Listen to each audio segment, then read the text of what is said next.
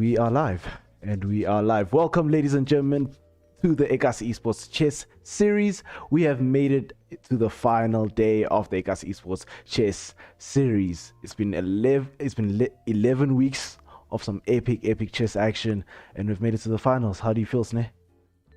11 weeks. When you put it like that, it feels like it's actually hasn't been that long. If you'd asked me how long it would have been, I would have said maybe 8 or 9. But now that you're like 11 weeks, almost 3 months coming to almost the 3 end of months, it. man. So, wow, it feels like a journey. I feel like, what I feel like? I feel like Frodo. I'm at the end there. I'm in Mount Doom, but I don't want to let go of the ring.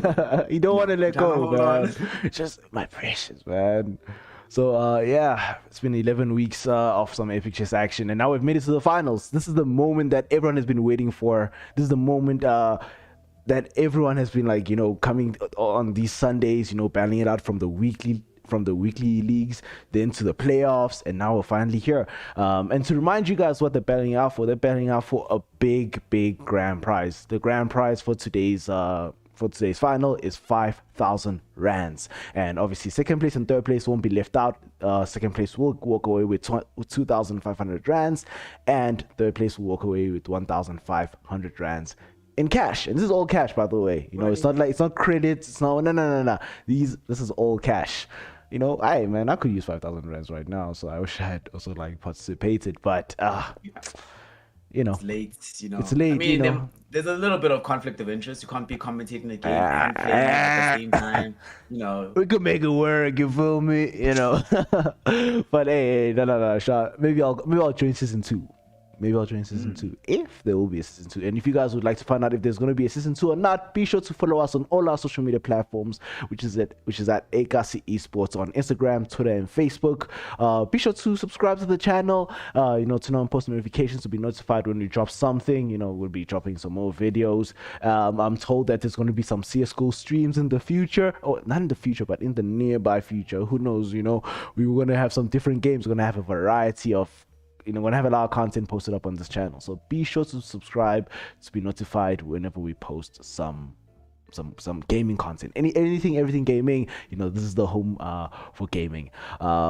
And also shout out to the guys, to the guys from Vodacom World for making this possible, and also shout out to the Ekasi Esports team, for bringing this and making sure that everything goes well from day one till the final day. And we also had the finals of the Free Fire series on Friday, and also had the finals of the FIFA 21 series. So if you guys missed out on those, be sure to check them out. They'll be listed here on the channel, so be sure to check them out. And let me just head off to the comments. We have Play iOS saying hello. Hey, what's up, man? How you doing? Thank you for joining into the stream. And if you guys would also like to interact with us, chat with us on the chat. It's for you guys.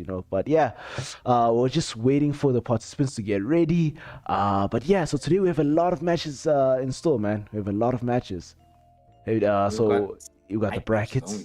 Yeah, we got hype matches only, man. There's a lot of matches that are set up. So we'll start off with the semi-finals, because there's only 4 participants who made it over into today's final day. So we've got Banilovic, we've got Kithonski, we got Kukamba, and we also got Martinez. Yeah, then we got Martinez. Those are the 4 participants who'll be banging it out in today's finals. And so what's going to happen, we've set up a single elimination bracket. So each fixture will be a best out of 3, and whoever loses is knocked out. And then after that, we'll have the third place match, and then we'll have the grand finals. So yeah, there is a lot to set up for today. So let's just see if we can show you guys the brackets, so we can see who's going up against who exactly. Let me see if I can pull this up. But who do you have your money on for today, Snare? While I pull this up. So over the course of these last weeks, right, who I have my money on, and just based on everything we've seen, from what we know, I'm gonna back the chess master, the chess boy himself. You know what? Not that I think it is as well, right? Just the way that things have been going.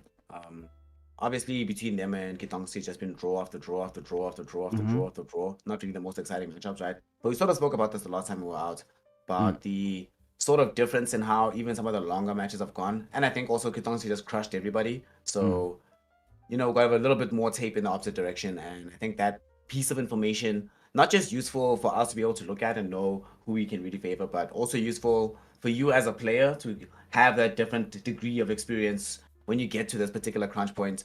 But it's also, we don't want to count anybody else out yet, because I'm also talking about this in the context of a grand final, right? Where there's no option for you to try to go for draw type situations. There's no guarantee that they get there though, either of them. So they'll have to be on your A game, right? To make sure that you're actually still at the top level. And I'm guessing for you, you're gonna go opposite than me, right? And you're gonna tell me Kitongski's gonna win. You're gonna put your boy on, aren't you? I mean, he's been my boy, man. So like, I'm gonna put him on. I'm gonna be backing up my mans, So, and the thing is, I can't really say who is the best, who's better between both of them, because throughout the chess series, after us like checking them out, they both seem evenly matched, right? Even though looking at the chess.com rankings or the ratings, but Vaniljevic is like up there. He's up there, So stats wise, I guess the most, like if I had to follow my brain, I'd say Vanille is gonna make it into the finals and might take the entire thing.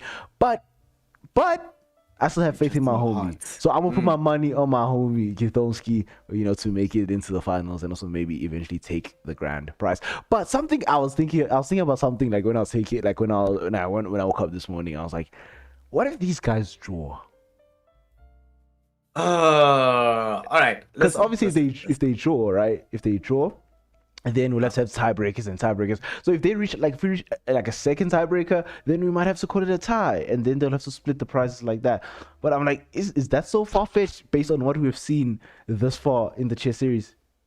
It's not far-fetched at all, right? But I'm hoping that for both of them are probably aware that they have similar degrees of strength, right? And are aware of how the matchups have played out. They're aware of what these stalemates have looked like. So I'm imagining that one of them will have tried to put together a sequence that'll actually help break that deadlock today, right?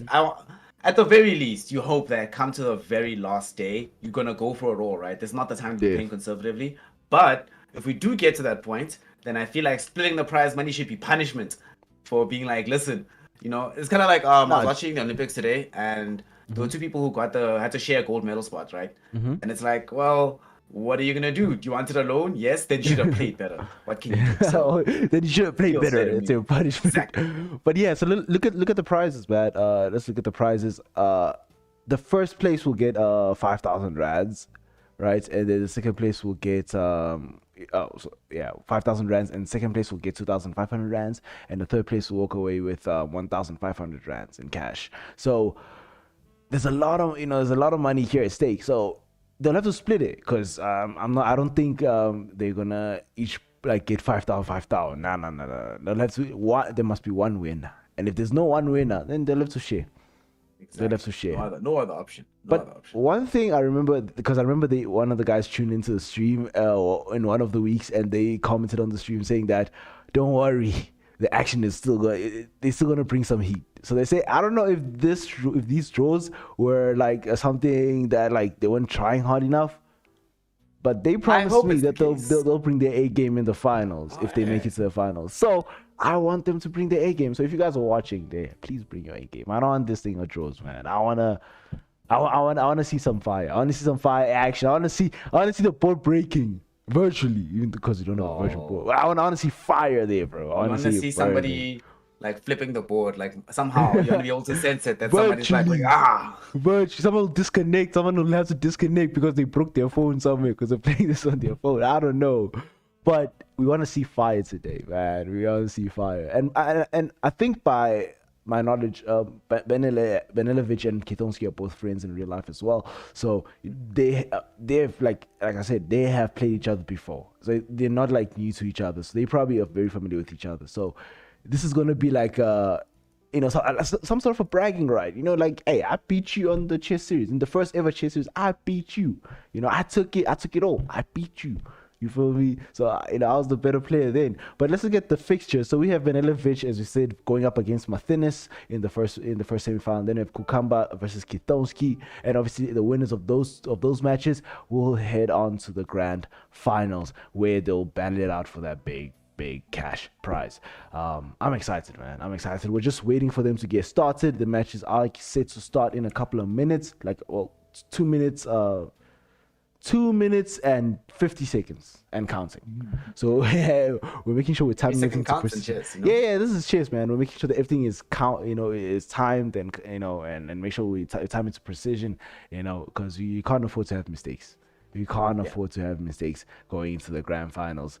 But I guess so in terms of expectations, right?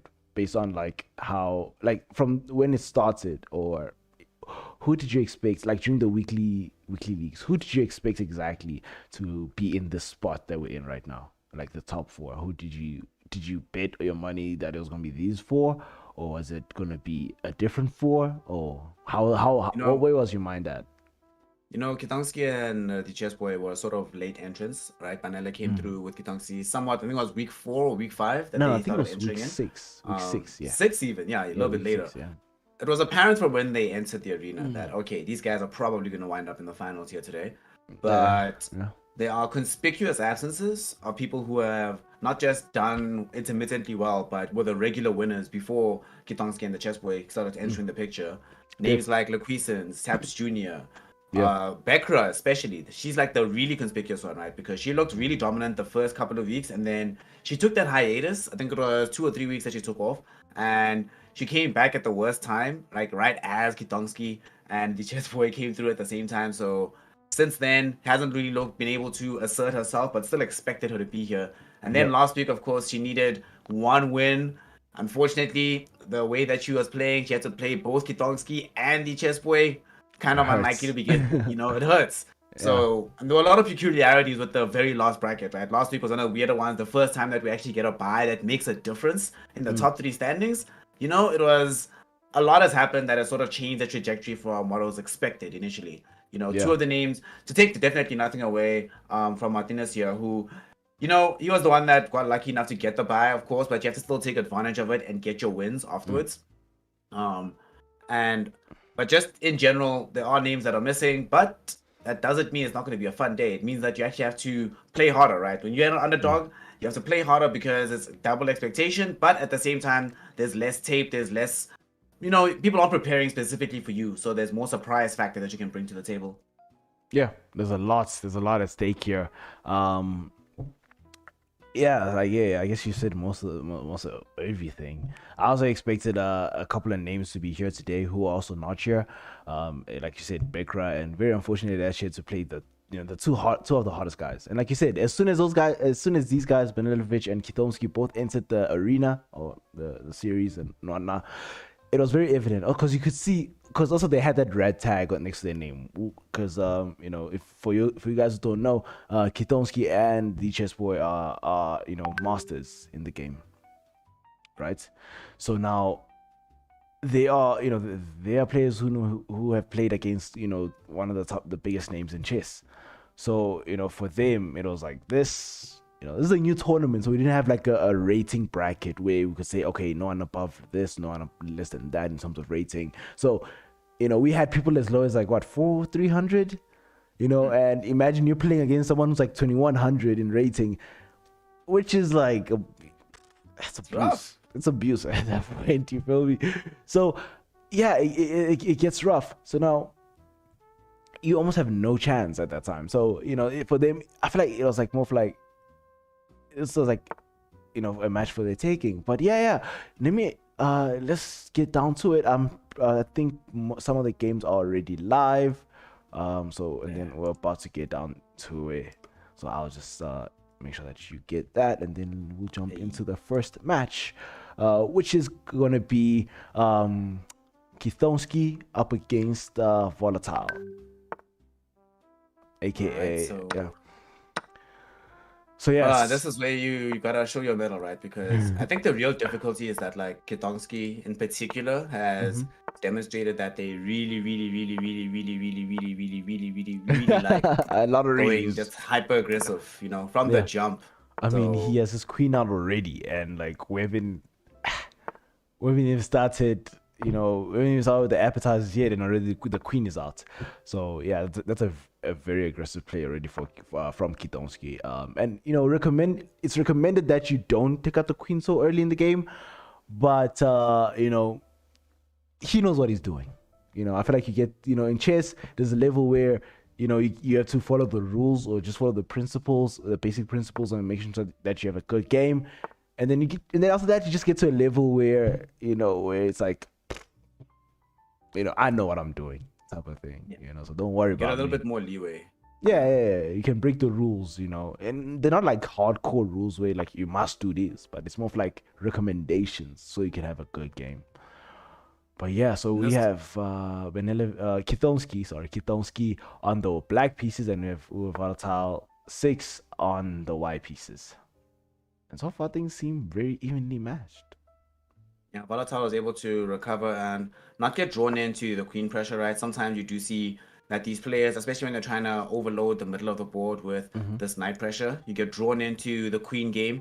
And it looks like the correct response was had by Volatile, able to force the queen back. Obviously, the queen is still going to be holding some decent positioning, but not nearly as strong as it could have been. And he didn't overreact by trying to over-defend pieces. He defended while still being able to develop more. The one thing that kind of sucks is it's not always the greatest to have when your own queen is in this position on d1 to have this knight blocking the one diagonal, especially because you can't really move away the pawn that's on c2. But overall, it still seems okay and decent. And I think he kind of has to do this. You sort of want to force something to happen around that particular area of the board to free up movement for the knight, and which thus in turn frees up movement for the queen a little bit later.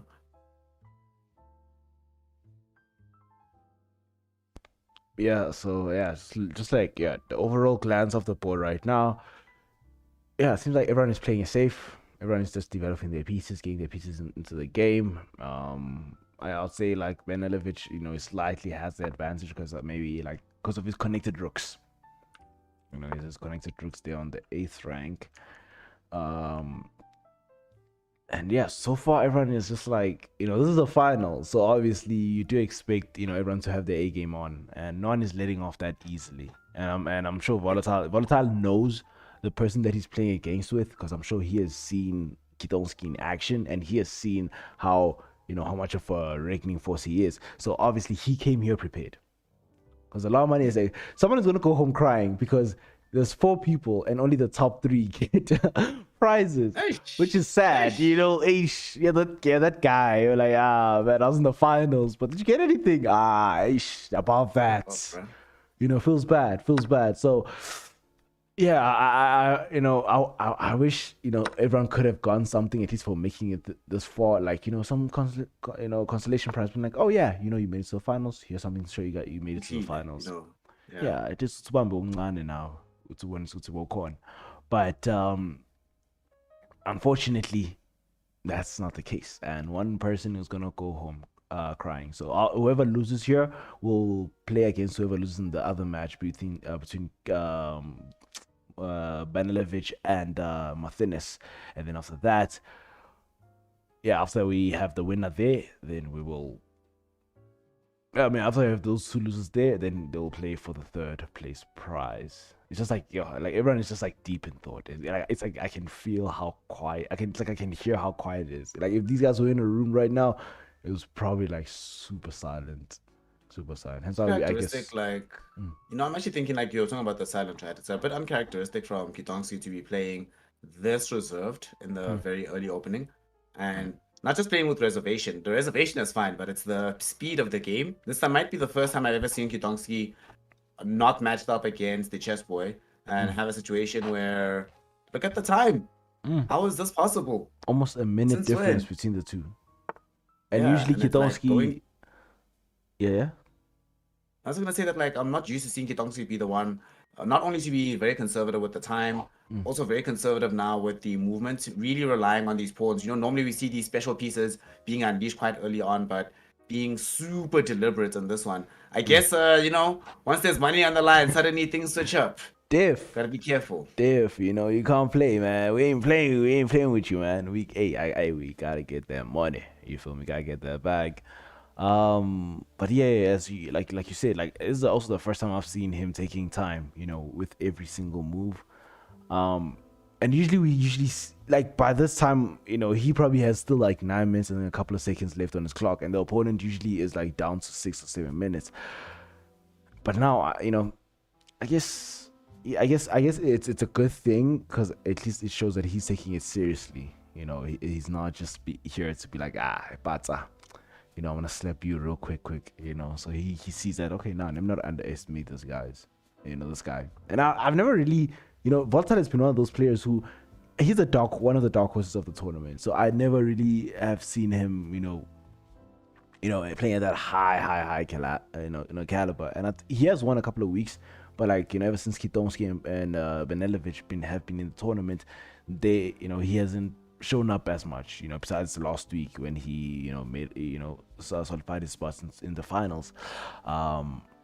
So yeah, I guess he's also been practicing hard and making sure that he makes it. And yeah, hopefully things go well for both. Actually, I can't really hope that because someone's gonna cry at the end of the day. Someone's gonna cry, yeah. Somebody's gonna cry. look at Volatile now. He was up by a minute. Now he's almost down a minute. So hey, it's been 2 minutes. It's rough, right? Because the thing is, you want to save this night, but you also don't want to. It's pretty clear that if you save this night right now, any move you make afterwards, you're gonna get chased around. So I was thinking it's either G5 or C3, and he opted for G5. But now we are starting to get into an interesting piece of the game where Kitonsky. This isn't really a trade, right? That he's setting up for here. So this is a interesting move. I mean, obviously, it can be like it could be a straight up trade that he wants, but I don't think that's what he's fully trying to achieve. But there's no real way to avoid it now anymore, right? For Volatile, so yeah, Volatile, you have to decide what's being traded and what order is going to get traded in, which kind of sucks, right? Because you're going to be back into that thing that you keep hating, reactive chess, where the opponent makes a move, you have to spend 2-3 minutes reacting to that one move, and they have a plethora of options of what to do next. That still puts you in a reactive position afterwards. Yeah, because in such a case, when you're playing reactive chess, that person who is, making you play those reactive moves is basically commanding the board. You feel me? So now he's like the captain of the board. So now, he has some time to plan some stuff for you. And then you just end up falling into traps and traps and traps. So you don't want to be in that position, right? But like, it's an exchange, okay? So I don't feel like it's he hasn't reached the point of reactive chess yet. But, it looks like he didn't want to exchange this bishop, because especially because it's the white square bishop and it's his most powerful bishop, and I guess compared to the other dark square bishop, it's the most active because the dark square bishop is still in its original position. So it's still yet to be developed into the game, so we're still yet to see it in action, but I'm pretty sure he had plans for that bishop. I mean, if you get this bishop taken away during this trade, right, you've already started to advance your pawn line. So this king that you've castled on in this very tight corner is going to be a little bit more vulnerable, right? You'll have to keep this bishop here for as long as possible. Even if it's not playing out and active, it's still applying some kind of defensive pressure. It gets taken away, especially if you get forced into... If he's the one that does the trade, then the way it gets taken might be subpar. And the trade will come, and he's trying to make it that he doesn't have to move the king in order to take the bishop piece. He has the option to either advance the knight or the rook, or bring back his knight. I think you probably be better off bringing back the knight instead. And now you can put a little bit more pressure onto this pawn piece as well. But either way, how do we feel about this, given this situation? Because there is now more advancing special piece pressure, but they're all very tightly packed together. So this compactification sort of makes it hard to make moves elsewhere on the board. You're sort of concentrated now on this side. So I think there's more options, for Kitonsky. And now without that earlier bishop, you kind of have to be all in defending on this king because there's one less piece to keep him alive with the pawn also going away. Yeah, diff. Now everything is like jammed on the king side. And now we're in an interesting situation where, Kitonsky has to either, move his queen away, because she's being threatened by that dark square bishop, which has now been put into an active position in the game, or he could, exchange his knight for that bishop. And the knight is placed on the on the H file, and usually, a rule I say is that you never want to see your knights on the A or H file because those are like really, really bad positions, because it's easy for you to kind of box him in or lock him in into a specific spot and eventually put him in a position where they can't really move, where they're immobile. So I guess him trading that knight off wasn't the worst thing, but I'm pretty sure he had some plans for it along the king side, to maybe probably develop some sort of an attack eventually, going towards the end of the game. But I guess the best thing that has come after that little altercation of the pieces, is that he has won himself the e file. So that e file is Yeah. open for him, so he can utilize that. Yeah, very. Yeah, he can utilize that later on in the game, especially going towards into the end game. And you always want to see your rooks on open files. You feel me? Because at least that it just gives you command of that file, and if anyone comes there, danger, danger. It's like a laser.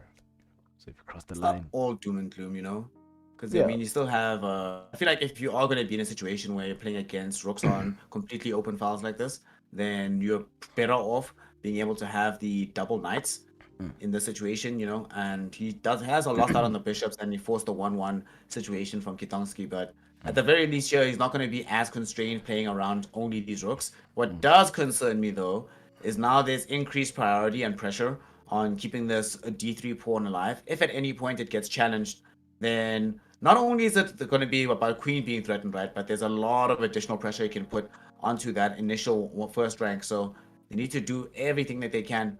Make sure that these pawns stay fresh, keep advancing. You don't want to just you're at this uncomfortable point now where losing pawns actually is a losing position, which kind of sucks. Where you don't actually have any useful pawns to be able to give up. Even in trade, I think. I don't think any pawn trades are available anymore for Volatile at this point, where yes, it's even on points, but the way that the board is being set up right now feels like it's very Kitongski favored, or it's easier for Kitongski to play. Let me rather put it that way. yeah, diff. And also just looking at that pawn move, which is a very interesting move. That seems like his pawn is hanging on c3 because this is a He's trying to set up for d4 advance on the other pawn, so you can threaten the knight away. Yeah, but like And at the moment, the c3 pawn it's not defended by any piece. But looking at the board, the c3 pawn. that's true, actually. Well, Kitongski take it though, Yeah. taking out all the bishop all the way But like from that side of the board. like they say, to take is a mistake, sometimes. But sometimes your opponent makes a mistake, and then you have to take. But yeah, it's a very interesting position. Like I don't know if there's some tactic that Volatile is, planning in the background, and and if maybe taking that pawn will be, a big problem. But I doubt, Volatile would have made such a mistake. Because like I said, he's been playing very conservative. Um, and I guess also Kitongski notices that there's probably something more here that I might not be seeing, but He did the Mad Max face, that's bait. it's like, yeah, I see you, I smells you, I see what you're doing, so I'm not gonna fall for that. So he's playing very conservative, but yeah.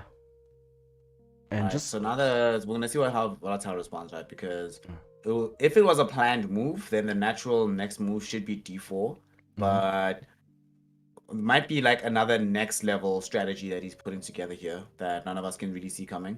So I'm actually really interested to see how he follows this up, because if Kitongski didn't exploit this on this move, if like Volatile doesn't defend it, Kitongski might be like, really, word, bro? It's not like a setup or something. Okay, I'm gonna take it, and he goes e1 on the rook. All right, threatening the trade here. How you feel about this, fam? In the situation? It's a bit. It's an interesting position. It's a very interesting position. I think he's challenging it just to remove that, because I guess having a rook like on open files doesn't obviously guarantee you the game or anything like that, but it does give you a slight advantage, because now your opponent has to put in more work to find to place pieces on that part of the board. So I guess he also wants control of that rank. And also I guess just to remove other pieces of the board, because I think we're now heading into the end game. So you just want to make sure you clean the board and you have a cleaner working surface to make sure that there's not much that could cause upsets. And there's no threatening piece much on the opponent, which could make things. Ooh, this is interesting. Which could make things tight. I was thinking of this. Queen b3 seems really good here. You're forcing either the trade, and you get the queen out in the situation. It's all good. And if he does now go for eating one of your pawns, you're okay with the rook trade if you also manage to take away the very strong queen defensive positioning.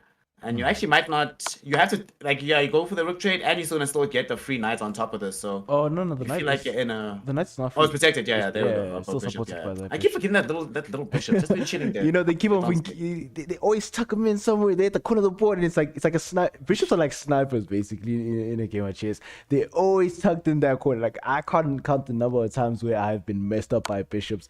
You know, because like I'll be like, oh, it's a free piece, and then you. Wasn't that a mistake? You chow. No, it wasn't a mistake. No, it wasn't. I think it was an okay move, but like it's still in the hot water because let's look at the time difference now. There's 3 minutes 17 seconds left on Kitonski's side, and there's only a minute left on who's this on Volatile's time. So now Volatile has the pressure of time. He has almost a minute left, so he has a minute to either finish this game, you know, or die. And another thing, an update on the other side, we Martinez's and Vanille's match, first match is over, and you know Vanille took it, and now I think they'll be going into their second match. So Vanille is just one step away from making into the grand finals of the Ekasi Esports chess series. So will he make it all the way? I bet he is. That was my prediction, that he is gonna make it there. Yeah, that one is the definite, huh? That's the one where I'm like most confident because he's shown us so many incredible looks over the course of the esports series. So he's the one that I think most people are also also been playing some of the most exciting chess, like crushing everyone, looking fresh as hell while doing it. So I like it. And also, you know, it's given like this is the first time we've seen Kitongsi play for this degree of time at this point, and you know the chess boy has done it. Vanille has done it more than once, so makes it a little bit more exciting. And now we are getting into the very interesting endgame portion here, where Kitonski has actually fallen behind in a situation where the pieces. There was a bit of a mishap on the trade, and he got forked and ended up losing his rook as a result of this. So now we're gonna be seeing whether or not Kitonski can mount a defense in the situation, come back, and he's playing a very interesting aggressive king, but there's a limited amount you can do with a king and 3 pawns. Eventually this is gonna go south. Yeah, like I feel like the only way this could go wrong for Volatile is if he doesn't know how to finish it. You feel me? If he doesn't know how to play his end game well, you know, he is really gonna suffer because the end game is something that Kitonski is really good at. Now I just realized, friend. He's running out of time. Volatile doesn't have time. Kitonski's very good at the end game with 2 minutes extra. But like, even with Queen King. No, Queen King, no, I trust Volatile, man. Oh, and he knows how to box him in. Okay, no. This guy knows what he's doing. So, yeah, wow, this is an upset. Oh no, Volatile living up to the name, yo. This is an upset because I expected, Kitonski to take this one. Like, I expected it to be at least a sweep. You feel me? But hey, I guess he proves me wrong. Volatile proves me wrong. So, shout out to Volatile, man. Oh, and now then, yeah, his moves are numbered, bro. Yeah, okay. Why is your boy not resigning? There we go. I guess he was just hoping that the time would run out. But let's tune into Martinez and the chess boys match. So now we have Kitonski on the white and Volatile on the black. So they will be playing their next match. So we'll see what happens. This is so let's just tune into Vanilovic's the chess boy, aka Vanilovic's second match against Martinez. So yeah, and then we shall see how that goes. I'll just send you the one. And then we shall see how that goes. Lego.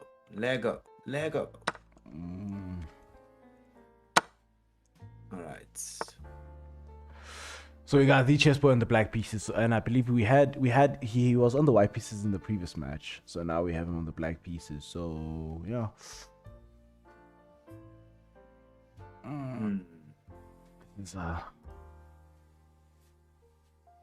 This is tight. This is actually pretty tight for who's this? For Martinez. Very tight for Martinez.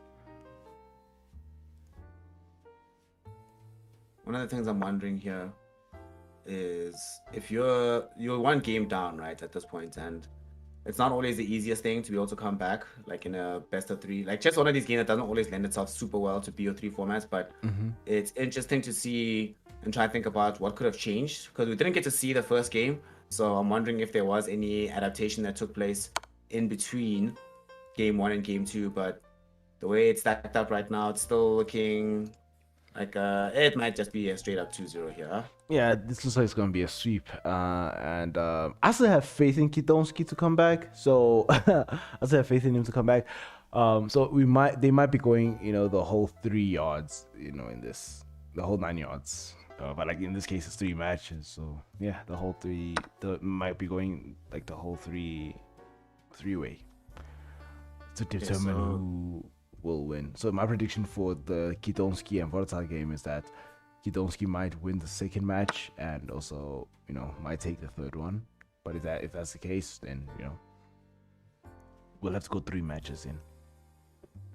I'm gonna go all in. I'm gonna go deep in. Right. Oh snap! What just happened? My browser just crashed. Oh yeah. One second. Oh, yeah. No, but we're still good on this end, so we still see everything. We're still live. So, yeah. We're still live. We're still broadcasting. Yeah. And yeah, so far looking at this, Benilovic is up. He's up a knight, I think. Oh no, he's up a bishop. So yeah, it's going to be pretty tight for Martinez to come back from this because he only has 1 knight left. While Benele will have an extra, they'll have an extra piece up. But I guess it's a way to even things out. But if you take with the queen, then you're down a pawn again, which is better than being down a minor piece. I'm back in the game. For some reason, it keeps like sending me back to the previous game, the Volatile Kitansi game. That's so weird. All right, answer. Yeah, but at least Martinez saw that because obviously, if he had taken it, because we were in a position where the queen and the rook on Martinez's side were both forked by the bishop, which was placed on e4. Right, and then obviously if Martinez had taken that that bishop, then we're gonna be in a position where the queen is skewered, where she's now in front of the king, and she's pinned in front of the king, and she can't do anything about it. So he might have lost the queen there if obviously he made the mistake of taking that bishop, which looked free. It looked free. It always looks free. It looks can be deceiving. So Benilovic was just dangling, that bishop in his face, and we're like khali. But like Martinez saw that, I was like, nah. I'm not gonna fall for that. But it's still looking bad. It's still looking grim for him. He has that pawn which is hanging on the d file, which is obviously going to be taken away anytime soon, and he only has 2 pawns that side as well. But I guess he's fighting for it. He wanted to die, but Bennett is like, don't worry. I mean, he's gonna try and make it as hard as possible, but like, there's no way now. Like, it's pretty much. Bennett's already putting through with the rook setup. I was like, you're trying to defend this? Oh, so he goes for the rook exchange. That was not the best move. That's not the best move because, well, there's not really much you could do in that position because you still lose that pawn. But now you have given that pawn on the d file some leeway. You've given it some space to breathe. Because now, obviously, Benilovic is going to push the pawn. Well, one of my chess coaches used to say all the time, if you have an open pawn, you have an open lane, push the pawn. You tell me, push the pawn, man. So did he specifically come through with that like particular intonation as well? Huh? Yeah. I said it that way because that's how he used to say it. Like, push the pawn. Don't play with the map. Push the pawn. You must push it. Yeah, what is he doing on the other side of the board? Yeah, he's chowing your pieces. Everything is dying on yours. It doesn't matter. Push the pawn. You feel me? So I mean, it doesn't think. He's gonna definitely take that advice on this one. Yeah, you see, he's pushing his pieces are being thrown. The pawns are being. He doesn't care. What is he doing? He's pushing the pawn. Pushing the pawn. Pushing the pawn. He's seeing that this rook is in there behind, showering things on the 7th rank, does not care. And I think what's also really cool is how well defended this pawn is. So you can push it pretty much to the moon without any worries. Exactly. Because what can stop it? Nothing can stop it at this point. And also, like, the king is all the white king is all day having a vacation somewhere, or is hiding from all the chaos that's happening in the rest of the board. But like, it has free leeway. So like, I guess his moves are numbered. So if I was Martinez, I wouldn't like doing this in a grand final, right? But you gotta do what you gotta do, man. You don't have to like it. You don't have to like it. You just gotta do it. You just gotta do it. Just gotta do it. And you know what you must be done. Don't do it, Martinez. Don't do it. Don't listen to it. Just this time. Don't listen to it, man. Don't listen to it. Okay. But I mean, right now he's doing that. He's playing reactive chess. Yeah. The way that it is going right now, I think like what sucks is that you're sort of thinking it's a matter of time until one or two things happens. Either you gonna get this promoted into just a couple of moves later to end the game instantly. It's Chai now. Or Chai. Yeah, now it's Chai. Yeah, now it's Chai. Yeah, okay. That's okay. I don't think we're gonna be able to come back from this situation. Because I mean, look, right? At the very least, there's still a chance. There's still a chance. Listen, it's gonna take a while, right? But there's no chance. 3% chance. There's no chance. He's dead. This guy's a dead man walking. He's a dead man walking. That's what he is.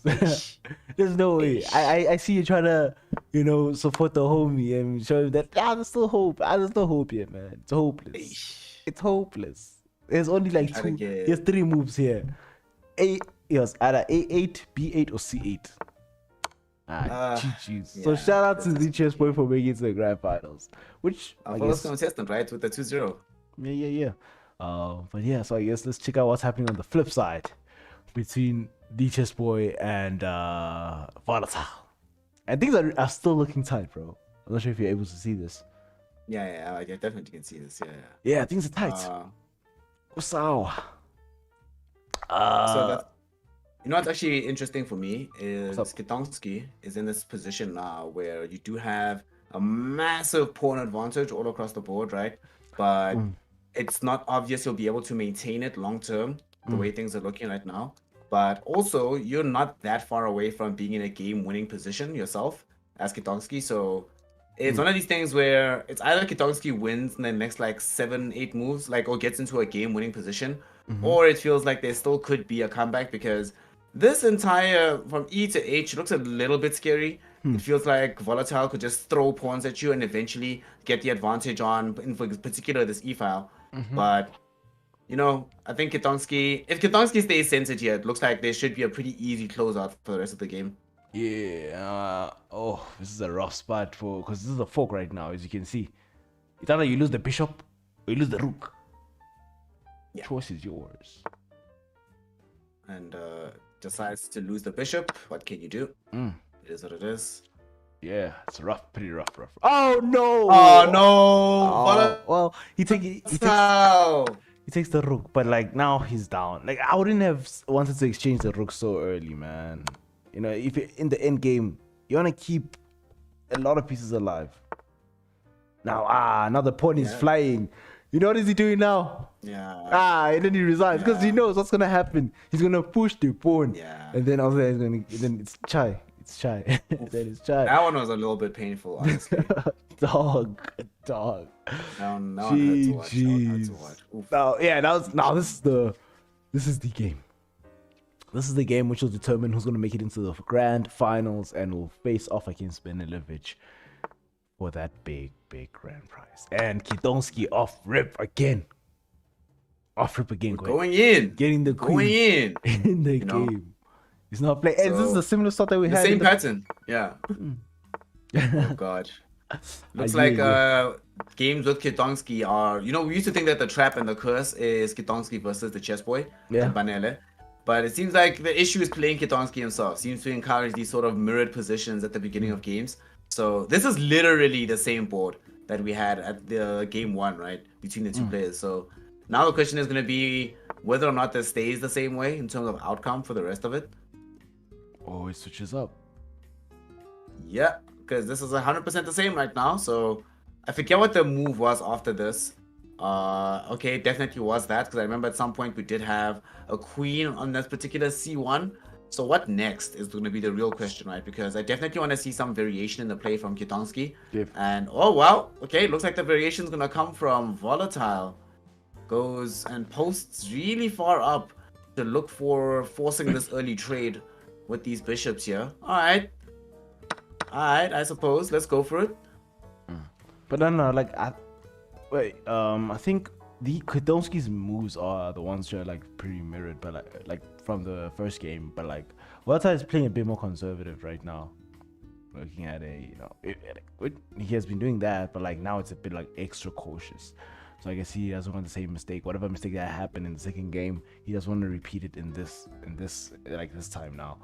So I guess we shall see what happens going forward.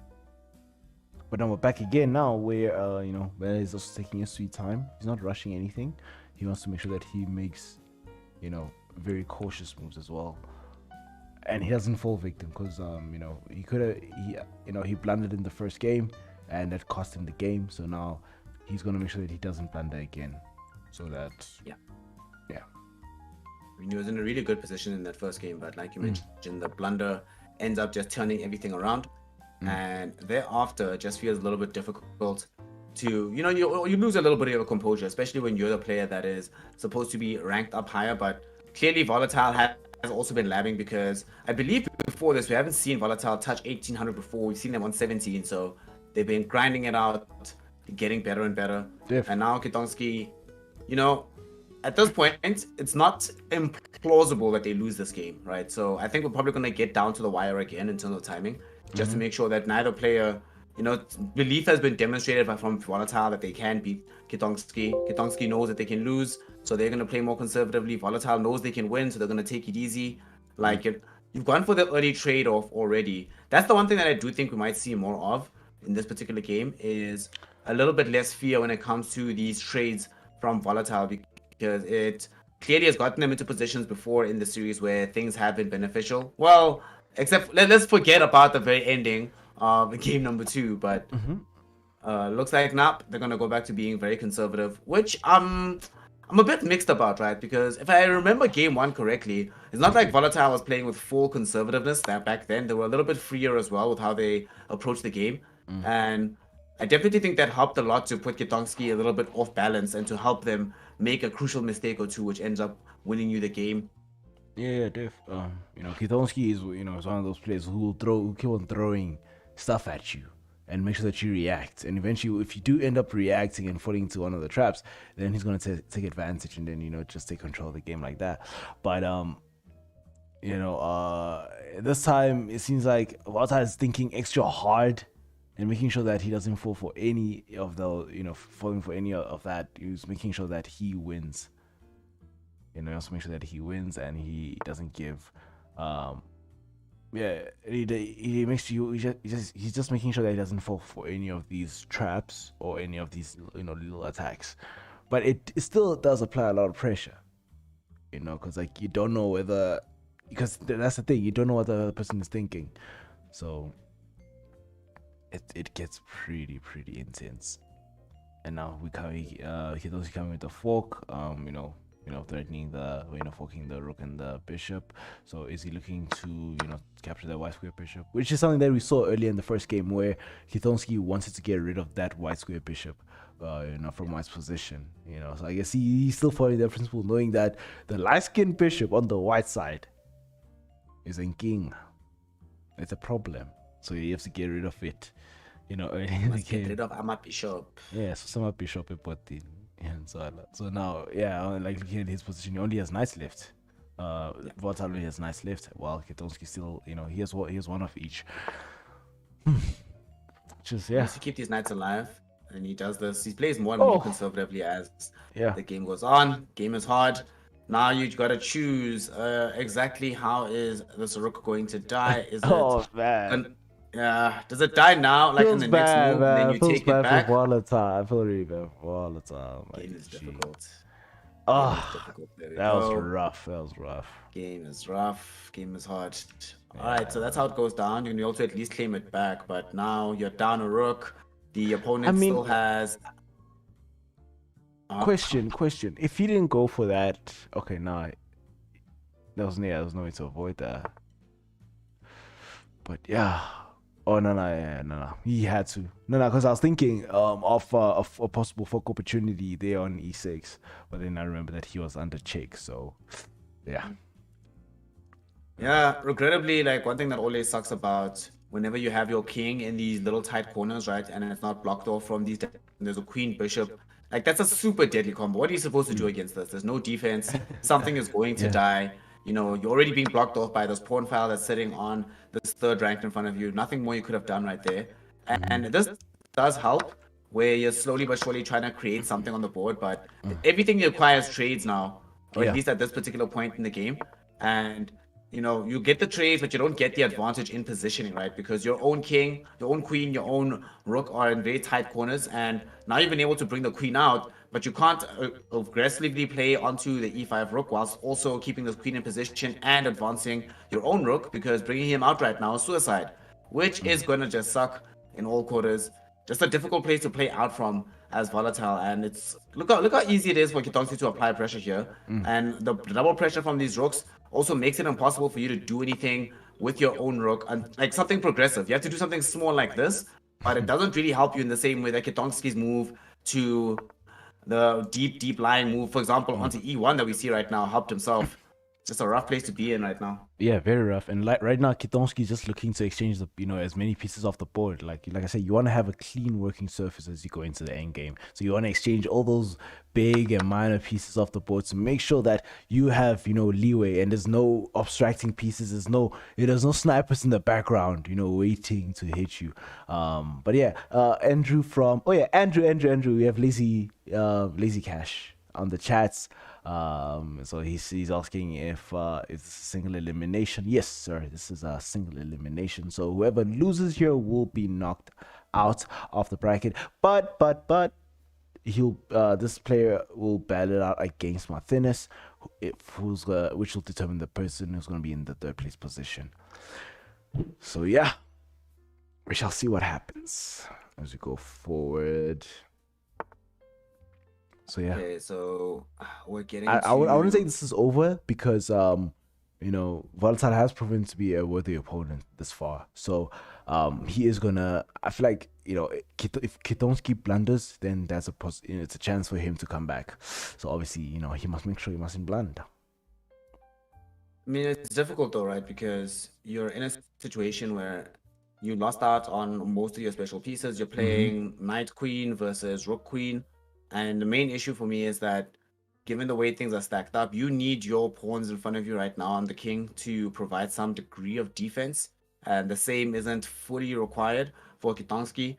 And also you're in this really sucky position where you can't really move your knights right now. He's the only thing that's protecting you from being put into check. And once you start getting put into check at these particular stages of the game, things get iffy. Now, I like this move though. I like this move from Volatile. Force the retreat immediately. In whatever direction the retreat is forced, it at least gives you a move or two of breathing room so you can think more about upcoming moves.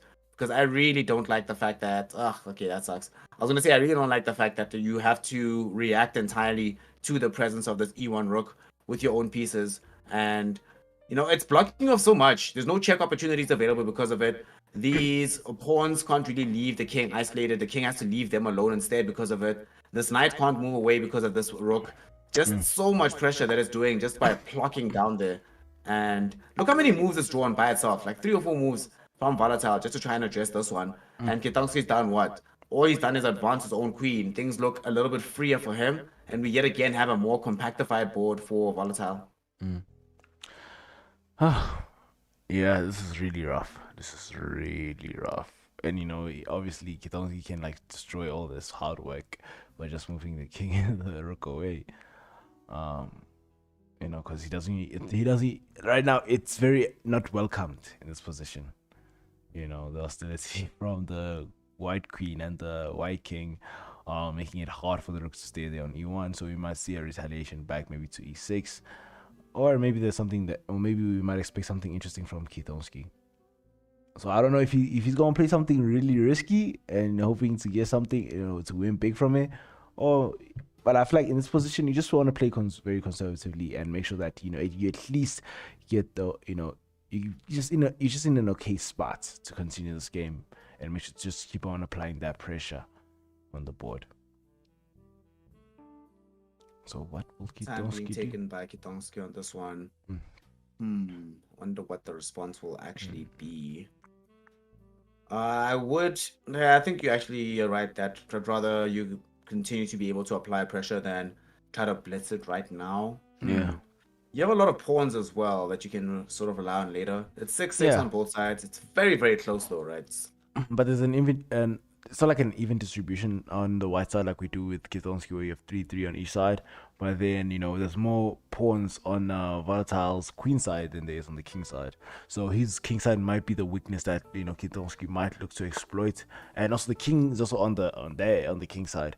So obviously, he might look to push those pawns there. Oh, yeah, nah. He's not giving him. Not giving him no chance. So now, you have to trade. Yeah.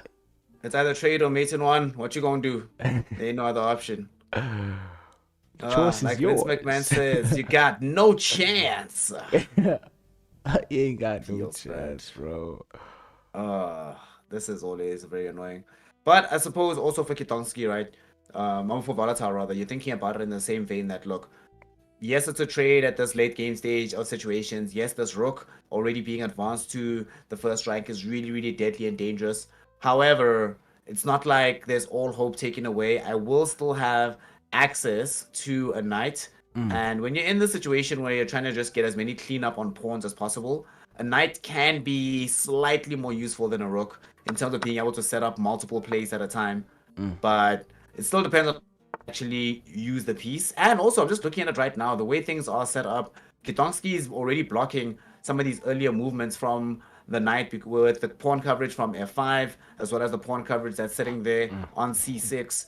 And this is a very nice move. I like this because you're going to get pawns no matter what. Nothing you can do about it. Hey, it's Mahala for everyone now. It's nice. It's a nice time. And now, obviously, he has to play those basic moves. I feel like it's pretty much GG's at this point, man. It's almost GG's at this point. We shall see. Listen. Believe in the name Volatile. Just believe, I mean, I underestimated him in the first game. The first game, and then we saw what happened.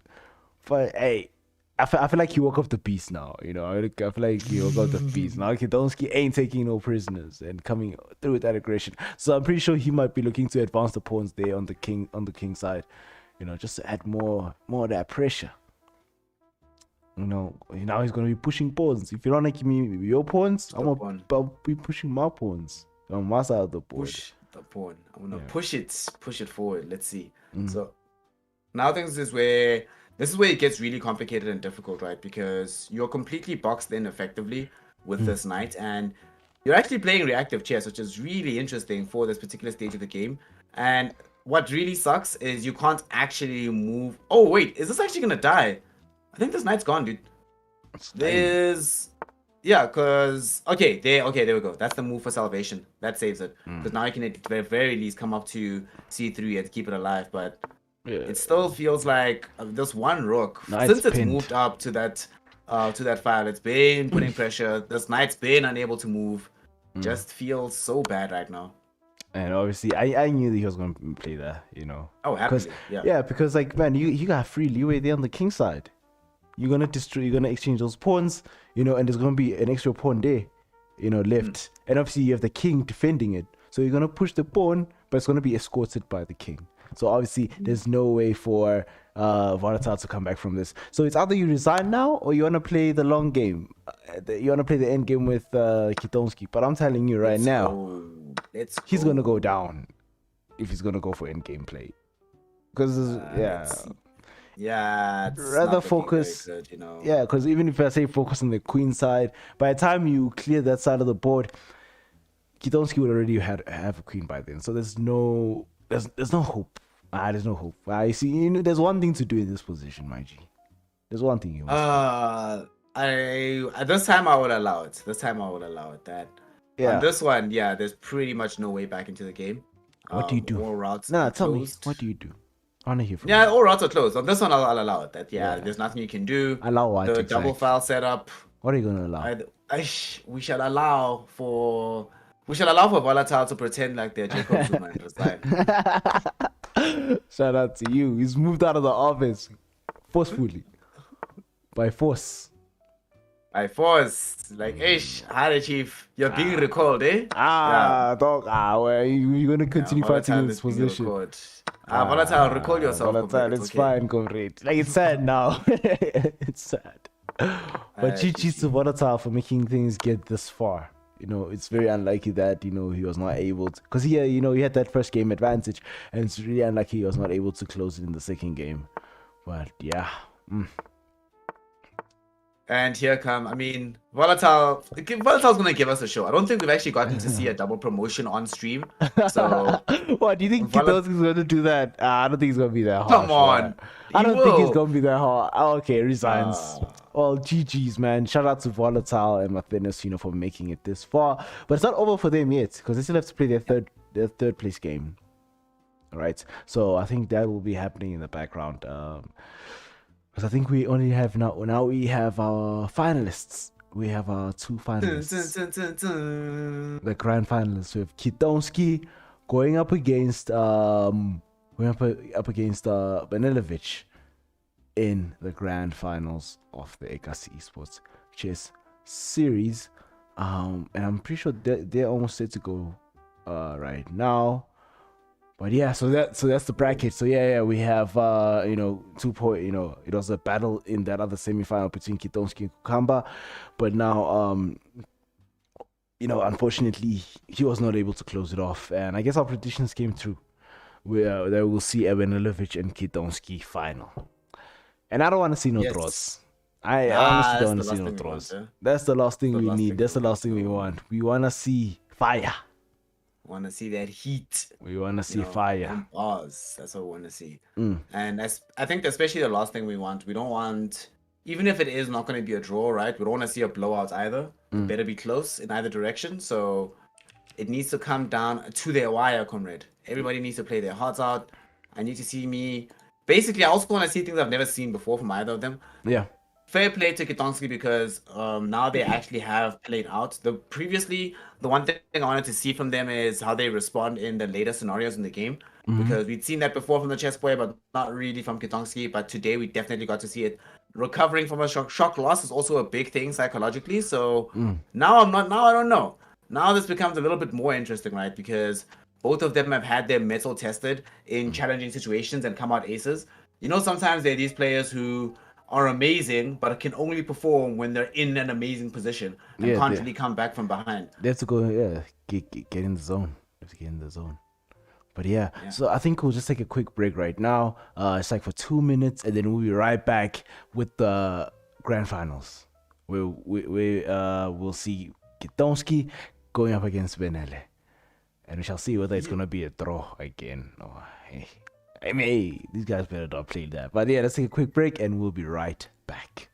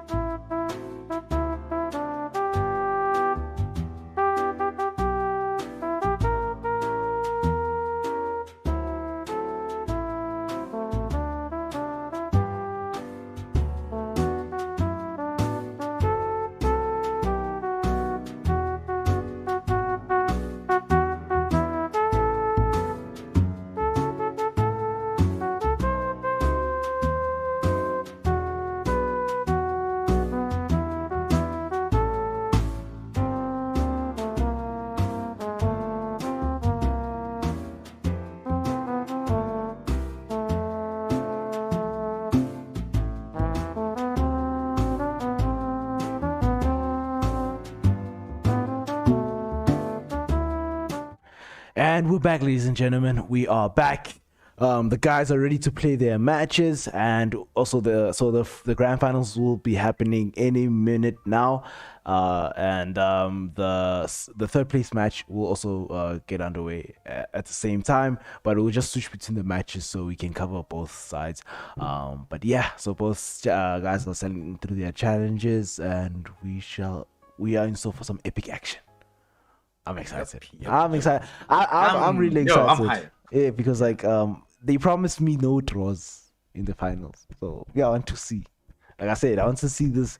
I want to see the board burning, man. If the board ain't scorched by the end of this final, the grand final, useless. We used to see this hype. Listen, we've all had the issue is we've had our heart broken a few times expecting hype. So. Oh yeah. I'm hoping this wasn't one of those days. Yeah, same. I just want them to fight hard. You feel me? And then yeah, we shall see. I'm looking at the time here. I think they're left with 1 minute till they go live into the finals. But yeah, so before we go in the finals, we're about to lock everything, and you guys also can interact with us and tell us what your predictions are. But who are you going with in the finals? I'm just asking you. I know you already said Benilevich is gonna take it, but I just want to make sure if you're sure with the predictions after seeing the matches. I'm sticking with it. Sticking with it. Okay. Wait, are we doing best of 5? It's still best of 3 in the finals. It's right? a best of 3. Yeah, it's a best of 3. I say Benilevich. Ooh, the score is the hard one, right? The score is it a 2-1 or is it a sweep? Yo, I don't think I'm brave enough to talk about sweeps, huh? Let's say it's gonna be a 2-1. No, but hold on. 2-1, yeah, 2-1. I'm gonna say 2-1. Yes, I feel like you're being a bit ambitious with sweeps there. It's a bit ambitious. I feel like I think it's also gonna be 2-1, but I believe Kitonski's gonna make it because I feel like that loss in the first game really turned him on. Now he's just like, he got that fire in his eyes, you feel me? But I had to, one thing I have to mention, I remember they posted on their Instagrams. You know, I've been going to people's Instagrams once in a while, you feel me? So I saw they played a recent tournament, a chess tournament, and Benilevich came out first in that tournament, and Kitonski came out second in that tournament. So my brain is telling me Benilevich is gonna take it, but my heart is with the homie. Your heart. It's with the homie. Got a homie heart inside you. So the homie's gonna take it. I understand. We shall see what's going to happen. I think we're underway, aren't we? We're underway. Let me see if we can observe their match. Oh yeah, the guy's already playing here. Oh yeah, there we go. Oh, the game has been on. So yeah, let's just get started and get down to it. Where we have volatile. We have Kitonski up against Benilevich, where we have Kitonski on the white pieces and we have Benilevich on the black pieces.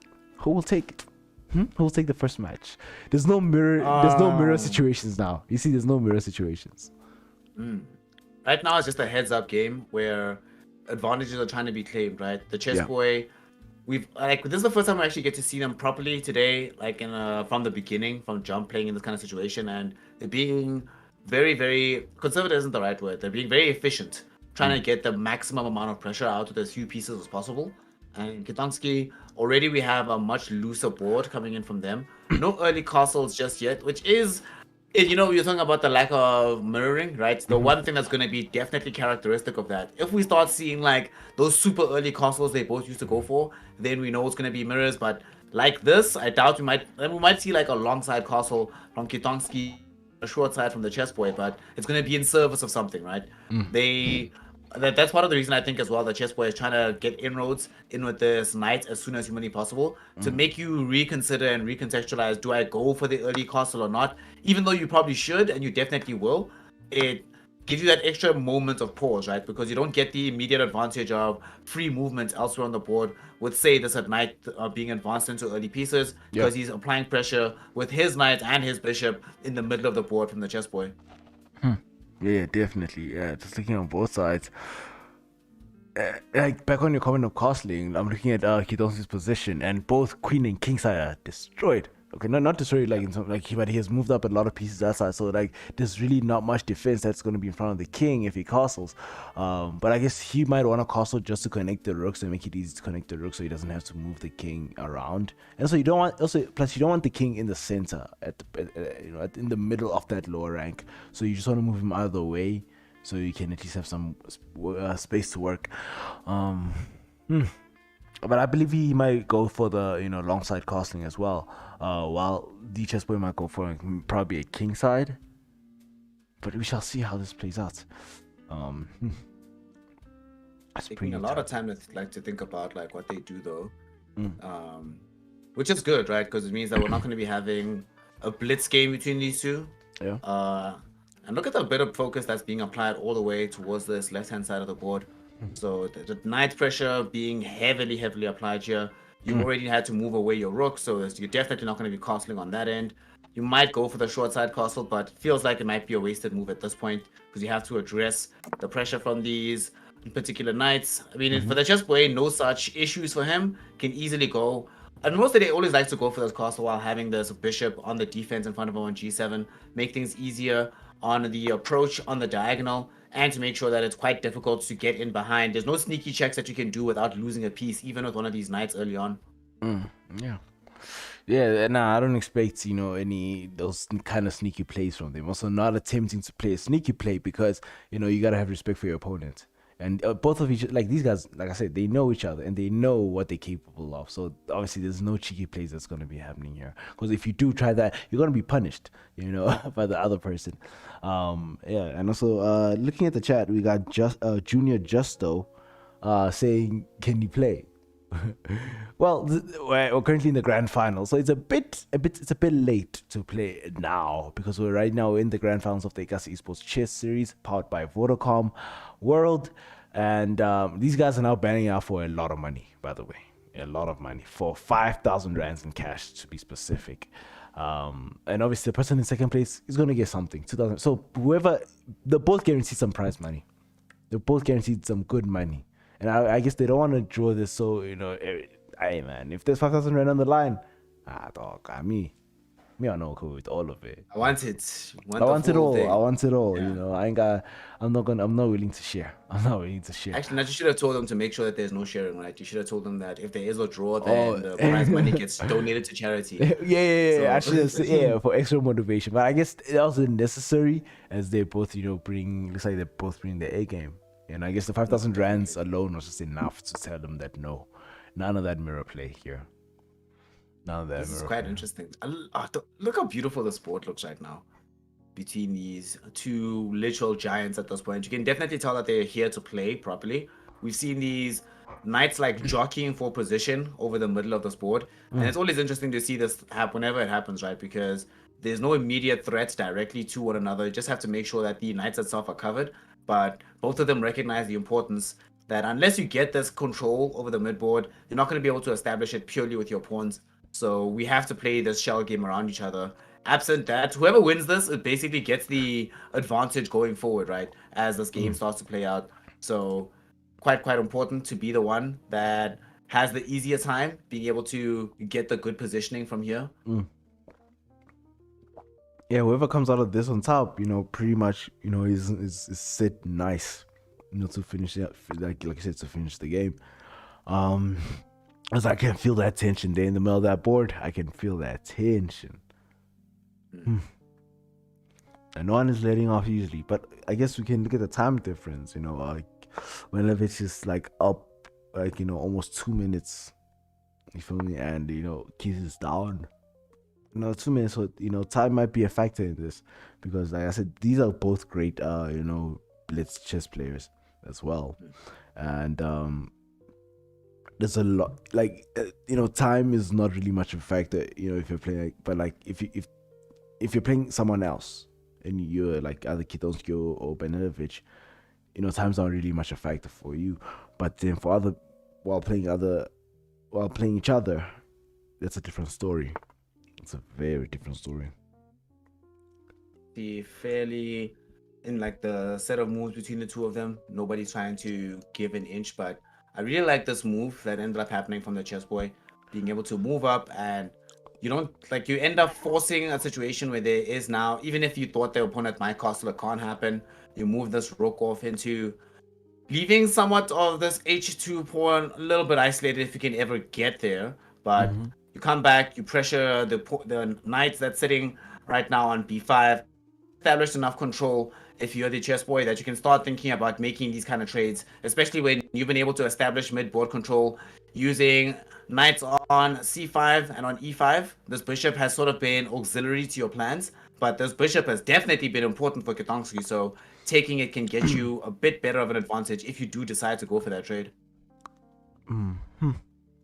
Yeah, true. But no, I don't think none of them. I'm pretty sure both sides see that, and I guess one is waiting for the other one to give. This is a tug of war. This is like a very and both parties are like trying to pull that rope, and it seems like the chessboard is trying to pull it harder. You feel me? So going aggressive with that knight onto g4, forking the bishop and the king. So I don't know if is he looking to get rid of it, and yes. Okay, so bishop traded out for knight. Knight moving forward to get better positioning. Okay. And also applying pressure onto that b2 pawn, which is currently protected by that queen there on d2. But you never want your queen to be doing the protecting, because she has to do a lot of work in terms of attacking. So she might be compelled to move any minute, any move from now. So you always want to make sure that she doesn't need to be in a protecting position, but more in a aggressive position. I wonder, now that you have finally taken away this knight, the trade has finally come in. You were mentioning the defense that the queen is leveraging onto b2. Isn't there's a situation I can easily imagine where they decide to bring in this bishop that's sitting all the way back. But I don't know. I was thinking about this because I was wondering how much the chess boy values that bishop in the defense rather than advancing it forward. He obviously was very cavalier about what to do with the other bishop, but that particular black square one has been a bit more integral to his plans across like the entire game. And this is an interesting place to be. Do you go for the trade here if you're in this position, if you're playing from the chess boy side? You give up the double bishop or the double knight, but you also take away double knight. But I suppose that the cost might be too high because then you'll be forced to potentially reposition with your own bishop. But now queen gets kept in safety. It's the pawn that comes up. I feel like this is interesting, right? Because this is actually decent for Ketongsky. Yeah, you end up in a trade on special pieces, but look where all the special pieces are for the chessboy, tucked in on the other side of the board, not really useful at being able to advance pressure. So you can actually play with a bit more space and freedom even after making that trade. I like this. Feels like Ketongsky is slowly but surely recovering some decent place to be on the board right now.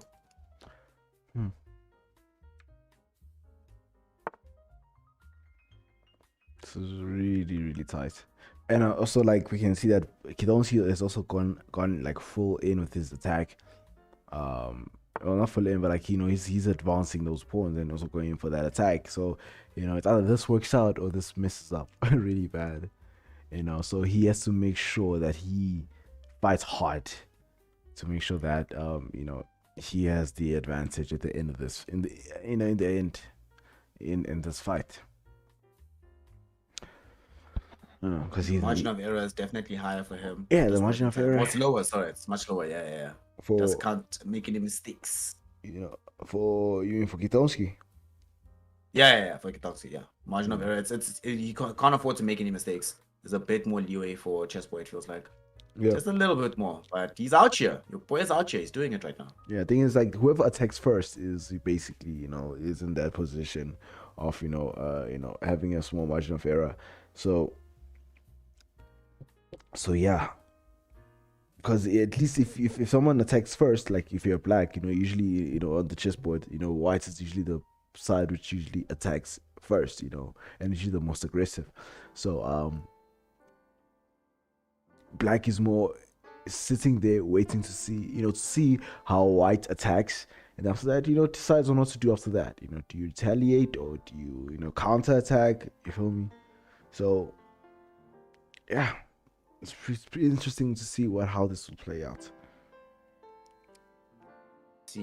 Let's see. So, rook advance here, threat back onto this pawn on this H file.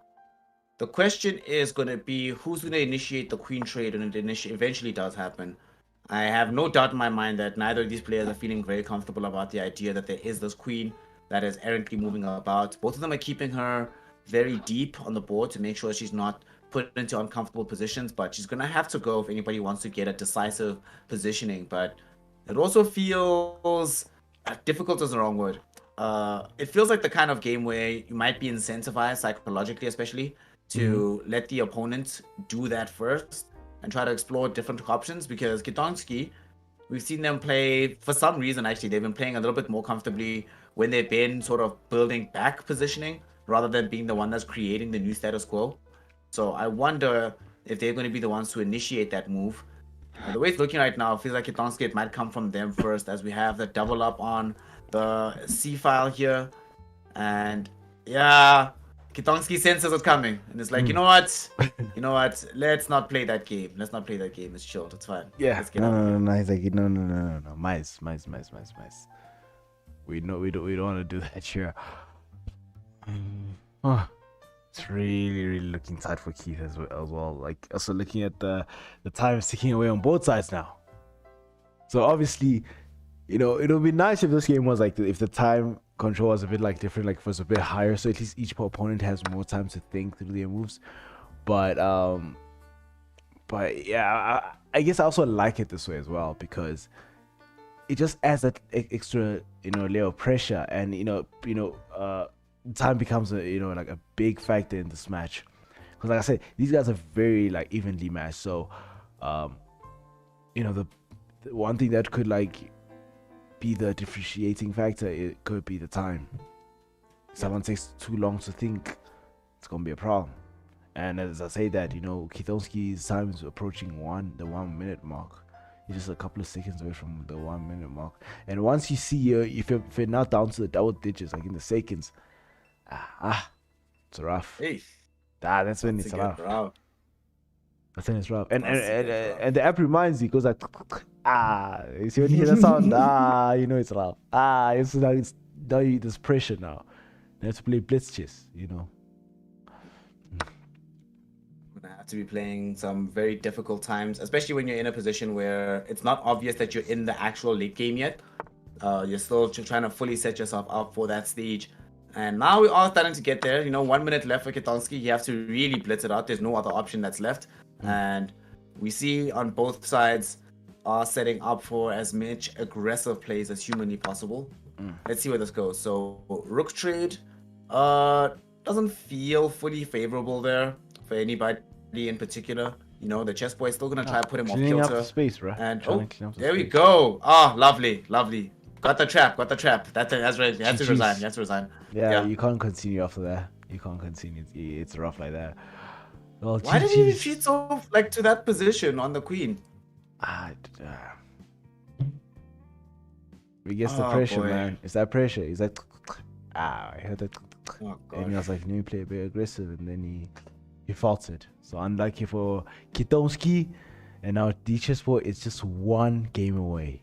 Just one game away from winning that big grand prize. But before we do that, I'm just gonna tease you all a bit. Let's switch over into Martinez against Volatile. They are playing their last match, and looking at this, Volatile took the first game.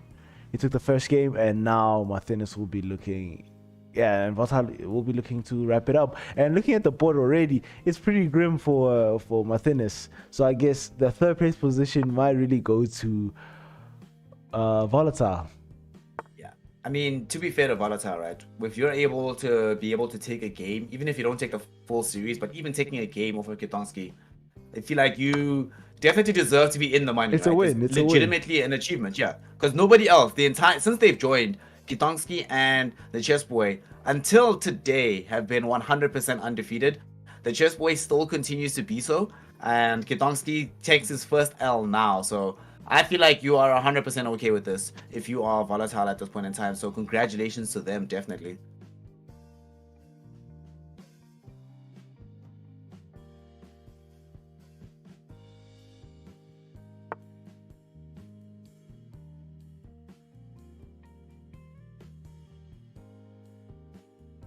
Now, of course,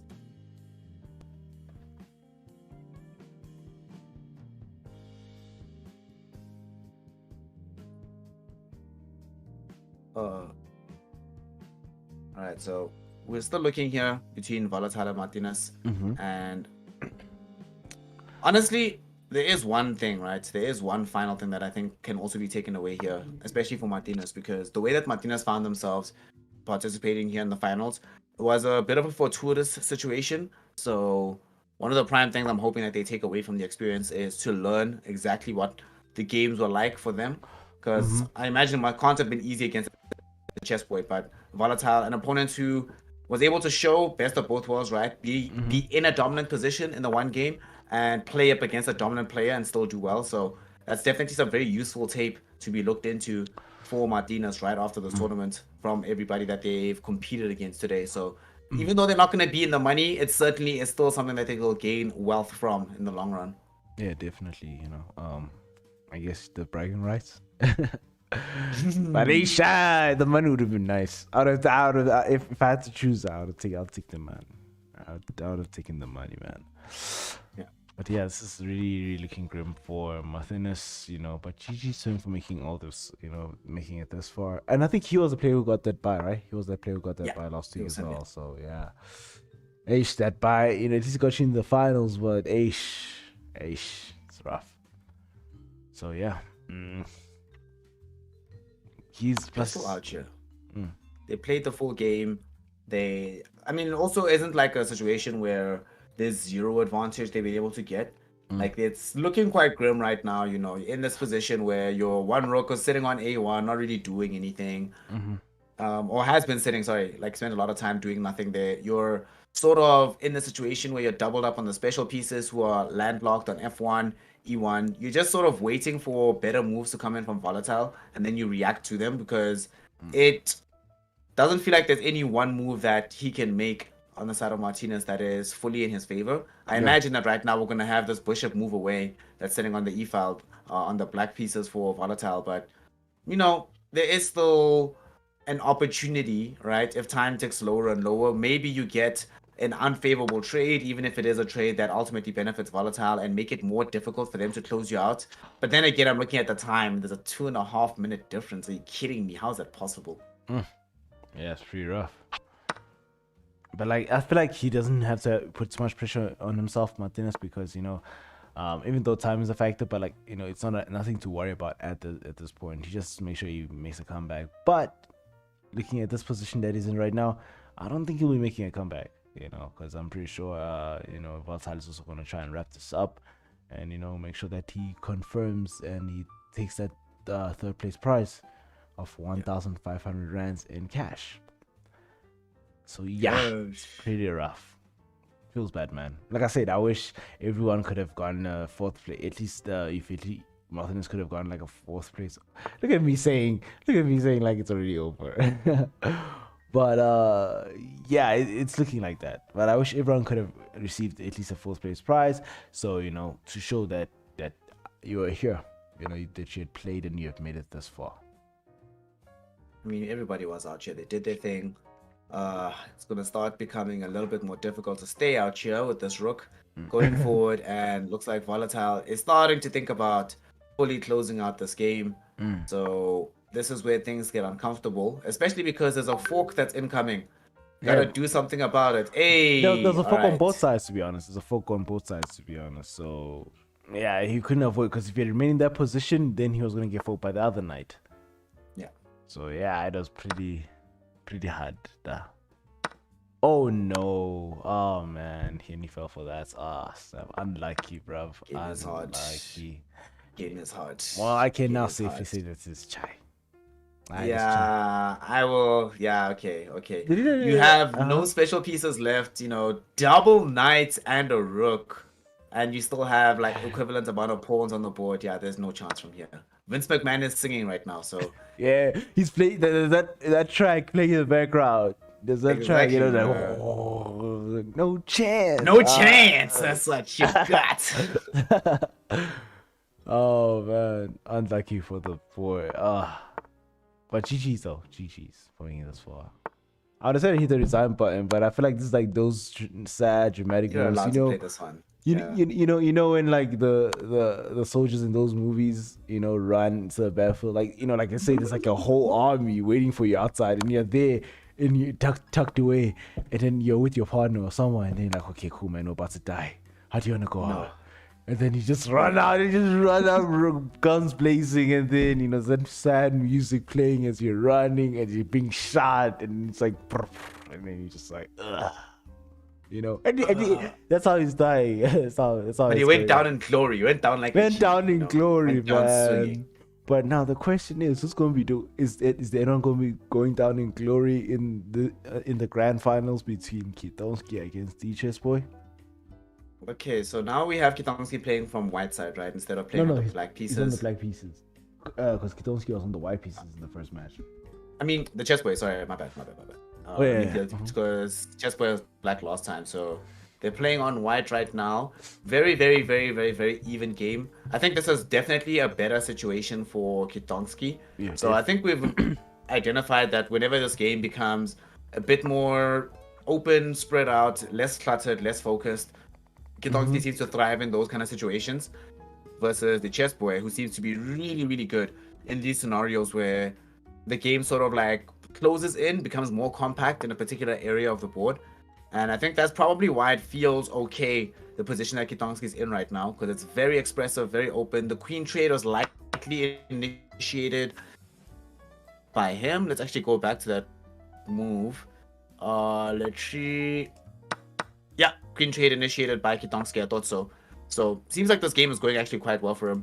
And this might be the 1-1 that comes out from this one, because we are in this late game position and the pieces are very equivalent, you know, rook knight one side, rook bishop on the other, same amount of pawns, but look where the Chess Boy's pawns are versus where the pawns are for Kitonski, because Kitonski has been following the vice, has been pushing the pawns, and this pawn on d4 has been pushed really high up. It's already got some available defense, so he's got this. Seems fine. And the knight can't get anywhere closer because you know he's all, you know, both his blocks are like kind of like immobilized because he can't go to c4, you know, to prevent the pawn from being placed onto b2, and he can't also advance, so it couldn't advance into d3 because that was like, you know, guarded by the rook. But I guess he's gonna try another way to get there, you know, just to get closer. But obviously Kitonski, look what the Chess Boy responds with. Gonna be ugly push the pawn, dude. This is hilarious on Kitonski's response. Yeah, this is really funny. Like, he's prepared to sacrifice either of these special pieces for the sake of the pawn. Definitely. I mean, he gets a queen, okay, and he goes for the check.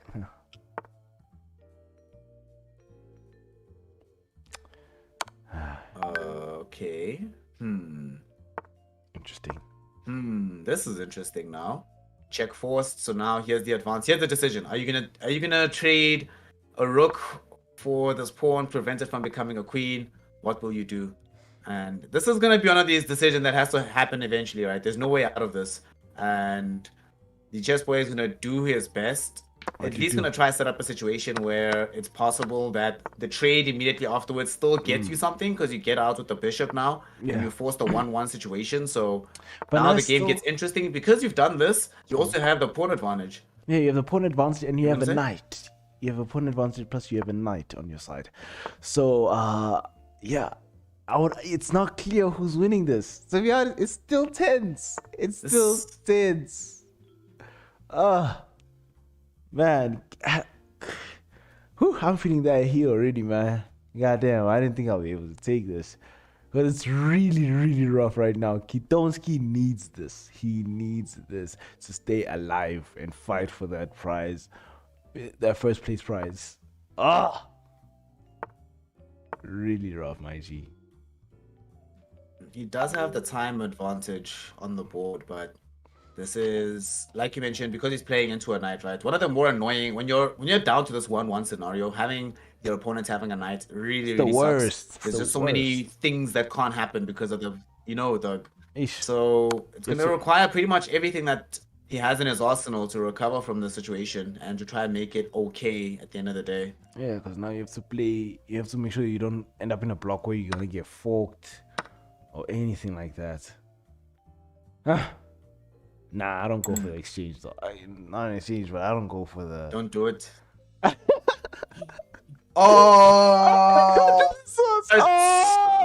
Oh, no! What? No. Oh, okay. No, but Don't do this. But look, this doesn't change. This doesn't change. No, but it's chill. It's chill. There's Just still play another winning, game. right? There's still Yeah. another game. Yeah, the chessboard is up 1.5 points. Yeah, and the last one doesn't matter, right? Because even if they draw again, the chessboy still won the first one. Okay, so it's fine. It's chill. So it's basically, okay. if they draw again, the chessboy wins. But there's something interesting right now that I have to point out. Right, Keith is now on the white pieces, and Benele is on the. Wait, this is their second match. This is their third match, right? This is the third one. Yeah. Yeah.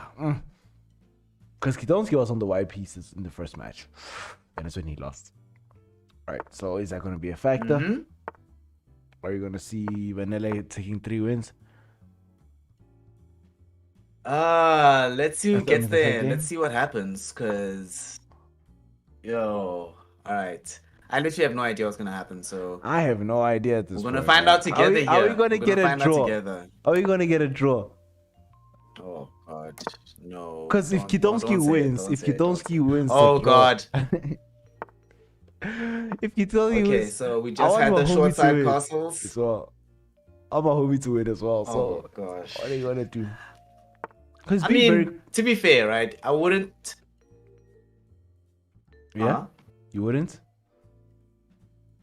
I was gonna say I wouldn't mind all that much if it ends up being a draw between the two, because if they do draw, then what ends up happening in the aftermath of the draw is that we have a situation where a rematch for season 2 to look forward to. So it's fine. It's not so bad.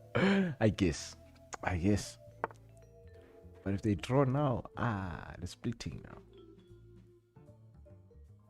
They might have to split. Oh, we'll hear from the admins whether are they going to go for a split or are they going to go for a tiebreaker. But yeah, let's see what happens. Ish. So this one, with the chessboy back on the black pieces, already we see something more similar and more akin to what we saw in game 1. A lot more bogged downness here in the midboard, very much advancing with these knights in particular. We'll change up the approach a little bit now, going for h5 to block off some of these initial corridors through the f-file. But I think the thing that the chessboy should have seen from that game is to keep it in this sort of compact fashion and don't allow things to open up. Don't allow Kitanski room to play. And I'll be honest and say I'm very surprised it was a draw. I think Kitanski was in a very dominant position and just sort of fumbled the bag at the very end there. And we should just be looking at the straight 1-1. So Kitanski's the one that has to sort of also be trying to force the tempo, because you're actually behind and this is your last opportunity to draw it back up. Yeah, Dave, this is your last chance just to at least get a draw. Not for a comeback, but to at least get a draw. Hectic. That's what it is. Hectic, man. Yeah, absolutely. So do at the very least have ourselves, I mean, it's still early days, right? We don't have a definite advantage in either direction just yet, such that there's any need to worry. Things still look decent, still look nice and solid on both sides. I do like the fact that the trade was initiated by the chessboy first this time around in this middle of the board. So okay, now it was initiated by Keith by placing that pawn onto f4. Wait, oh, I see what you mean now. F4 into E4. I mean, you didn't have to eat the pawn directly. Yeah, he didn't have like to. with that. But obviously, I guess Keith was threatening that he was going to take the pawn, and after that pawn take, then he would have to take back probably with the pawn on d5. Possibly leaving the pawn on Oh no, what's this? Is it G? Yeah, the pawn on C5 hanging. So yeah, he had to. No, it wasn't a forced trade, but like I guess he saw that it was better to trade than go down that cycle.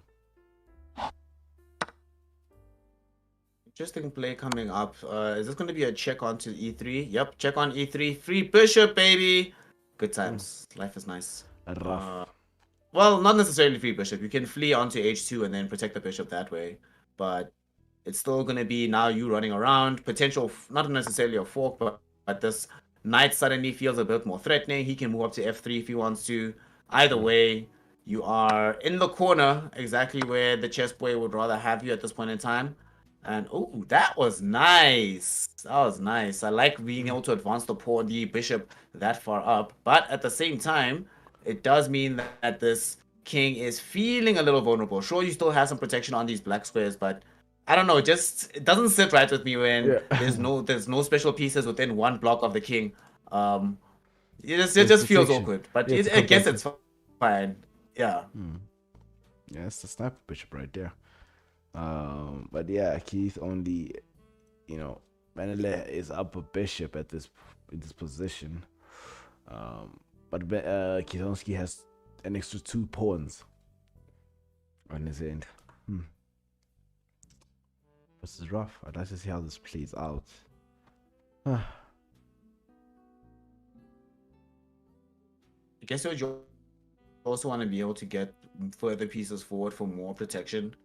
Because right now you are only still playing with the 2 special pieces, this knight and this queen. They don't really have much support behind them except for the positioning of this bishop. And we do see it now. Initial as this bishop will just slide in onto the pawn, provide some extra protection for this queen if needed, and open up a little bit of threat onto h3. So even though you do have the queen on the defense there, you kind of want to force the queen to run somewhere, black queen to run somewhere else. Don't leave her just hanging here up on these forward 3 ranks. Because she'll cause trouble. Gotta kick her out the crib, man, before she makes nonsense. Got it, yeah. But now she's going deep inside there. She's now in the 2nd rank, and also looking to to destroy some of those pawns on the queen side. Pretty hectic. One thing that kind of sucks right now for Kitonsky is we've seen this queen for them, but this is actually kind of interesting. It's like their playstyle, right? Be able to spread things out as far and wide as possible. And now their queen, although she was spread into a very nice position, tucked into h5 with full safety, she'll be forced out of it now. And now the question is going to be, how does the rest of the game play out? But I really like that move to not only keep the queen defended, but also now threaten this knight, force him to go into definitely somewhere that he doesn't necessarily want to be. There's no spaces for him to feel comfortable without going back, I think, to f5 and try to initiate a potential, not necessarily a trade, but you at least have the defense from your rook and the bishop, not in the same way as you would if you just stayed put. And I don't think there's any easy aggressive options to counter this move in one go from the chessboard at this point. I suppose all that's available is maybe trying to take away the b2 pawn afterwards, but right now it's, I mean, yeah, you pretty much have to go f5, it felt like. Yeah, f5 does come out, but felt like there were no other options but that move. And there's no way, if I could see it, Kitonsky definitely could see it too, and could set up for the move to follow up from this one. Yeah, this looked I'm scared to say, but this could be heading down to a draw. Oh god. Oh god, don't even say it. Don't even say it. No. Oh, don't even say it. They promised don't me. Even say it. They promised me, man. They promised that this wouldn't happen, and it looks like it's happening. Oh, man. I did say it's going to be heated. What did I say? I did say it's going to be heated, man. I told you. So. Damn. I didn't expect this much heat, though. Yeah. This just sucks. I don't want it to be a draw, man. I want it to be a heads-up win. Give me a dub in some direction.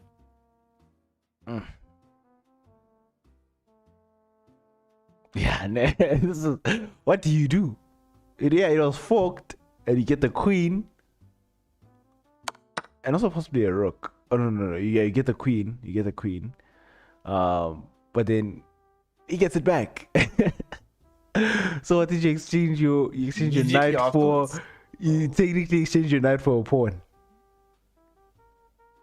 God damn. Kind of. Yeah. Yeah. Rough. I mean, it's a queen that's, yeah, like you say, it's rough right now because you have to think about what's the next decision that you make, right? I suppose the only thing you can try to do is you can try to remaneuver your own bishop, right? Such that maybe you force one extra move before he ends up getting the Oh queen. no But yeah, no no sorry no you don't you get a rook there's no- sorry you get a rook there, but yeah, you got the rook out of it, but there's nothing else that you get from it because the I feel like promotion that's is the still best thing. coming. Yeah, the I promotion mean, you is can't really block it either. inevitable. Yeah. So I'll just take the rook just for consolation prize, man. Honestly, just take the rook and be like, at least I got some. Oh, but he wants to go aggressive. It's going in. All right. He's like, Hey, hell no, bruh. I ain't letting you go. Hey, I ain't letting you go, bro. You're gonna die here. All right, we see you, Kitonski. Okay. And then the move from Kitonski will be to come up here, take the piece, draw the trade. But yeah, and then next up, got that promotion. What can we do? I think not at, oh, you know what? Let's just say it's a good thing that, well, good thing for my prediction rather that for both of our prediction that we predicted 2-1 in either direction, because if we do get a draw, it means nobody would technically, no one was wrong. You know, everything's fine. What do you mean? Because if it's a draw now, oh it's no, be wait, one don't and a see half. what.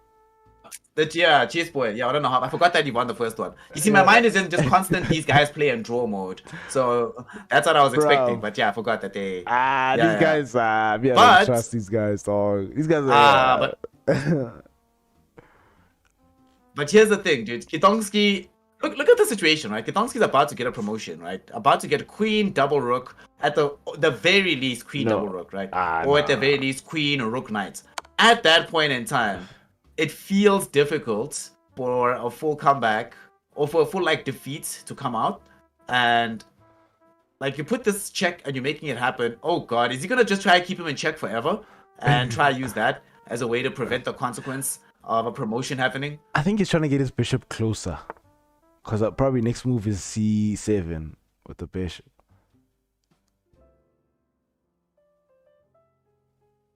Let's see. What will he do here? Now is when this is kind of crunch time, right? Because there's no one move check available. He's got 2 minutes. He's got 2 minutes on the clock. That's fine, right? So, chill. Listen. You take D1, right? You let the promotion happen on D8. Right after the promotion happens, you trade queen for queen. Then now the opponent is sure they have rook knight over you, right, in that situation, but they don't have a queen either. You still have pawns. You can keep the game going. It's fine, but you've got 90 seconds. I think that's the real issue here. The real issue is the time. Is having 90 seconds. But yeah, there's nothing else I could see but doing this. Yeah, it has to be D1, D8, and then see what happens, basically. Oh, it's not D8. That's the okay. No, bro. Vanilla just okay. He says he wants to die. He died now. Because it's one move now. There's flop, one move. Joe. Flop. Yeah, GG. Dog. Nah, so G. I mean, listen. They promised you, right? They promised you it was going to be 3 draws. We had 1 draw, 1 win, 1 loss, so technically it's only 2 overall draws. I said clearly, no draws. I don't want no draw. It disappointed me, man. And they brought you a draw, boss. That's. But yeah, I think okay. Look, I think what's gonna happen now. I'm just gonna we're just gonna get it here word from the admins and hear what's gonna happen. It's either they might have to play a 5-minute blitz game. to determine who's going to be the finals winner. And if they draw again, then it's going to be officially a draw, because there has to be a tiebreaker match at least. But if they draw again in the tiebreaker match, then the entire thing is just going to end up being a draw. Cray. I did tell you guys it was going to be crazy. I did tell you it's going to be some epic action today. But yeah, let's just take a quick break for like 2 minutes and let's hear what they have to say, and we'll be back with word on what's going to happen going forward. So yes, just stay tuned, ladies and gents.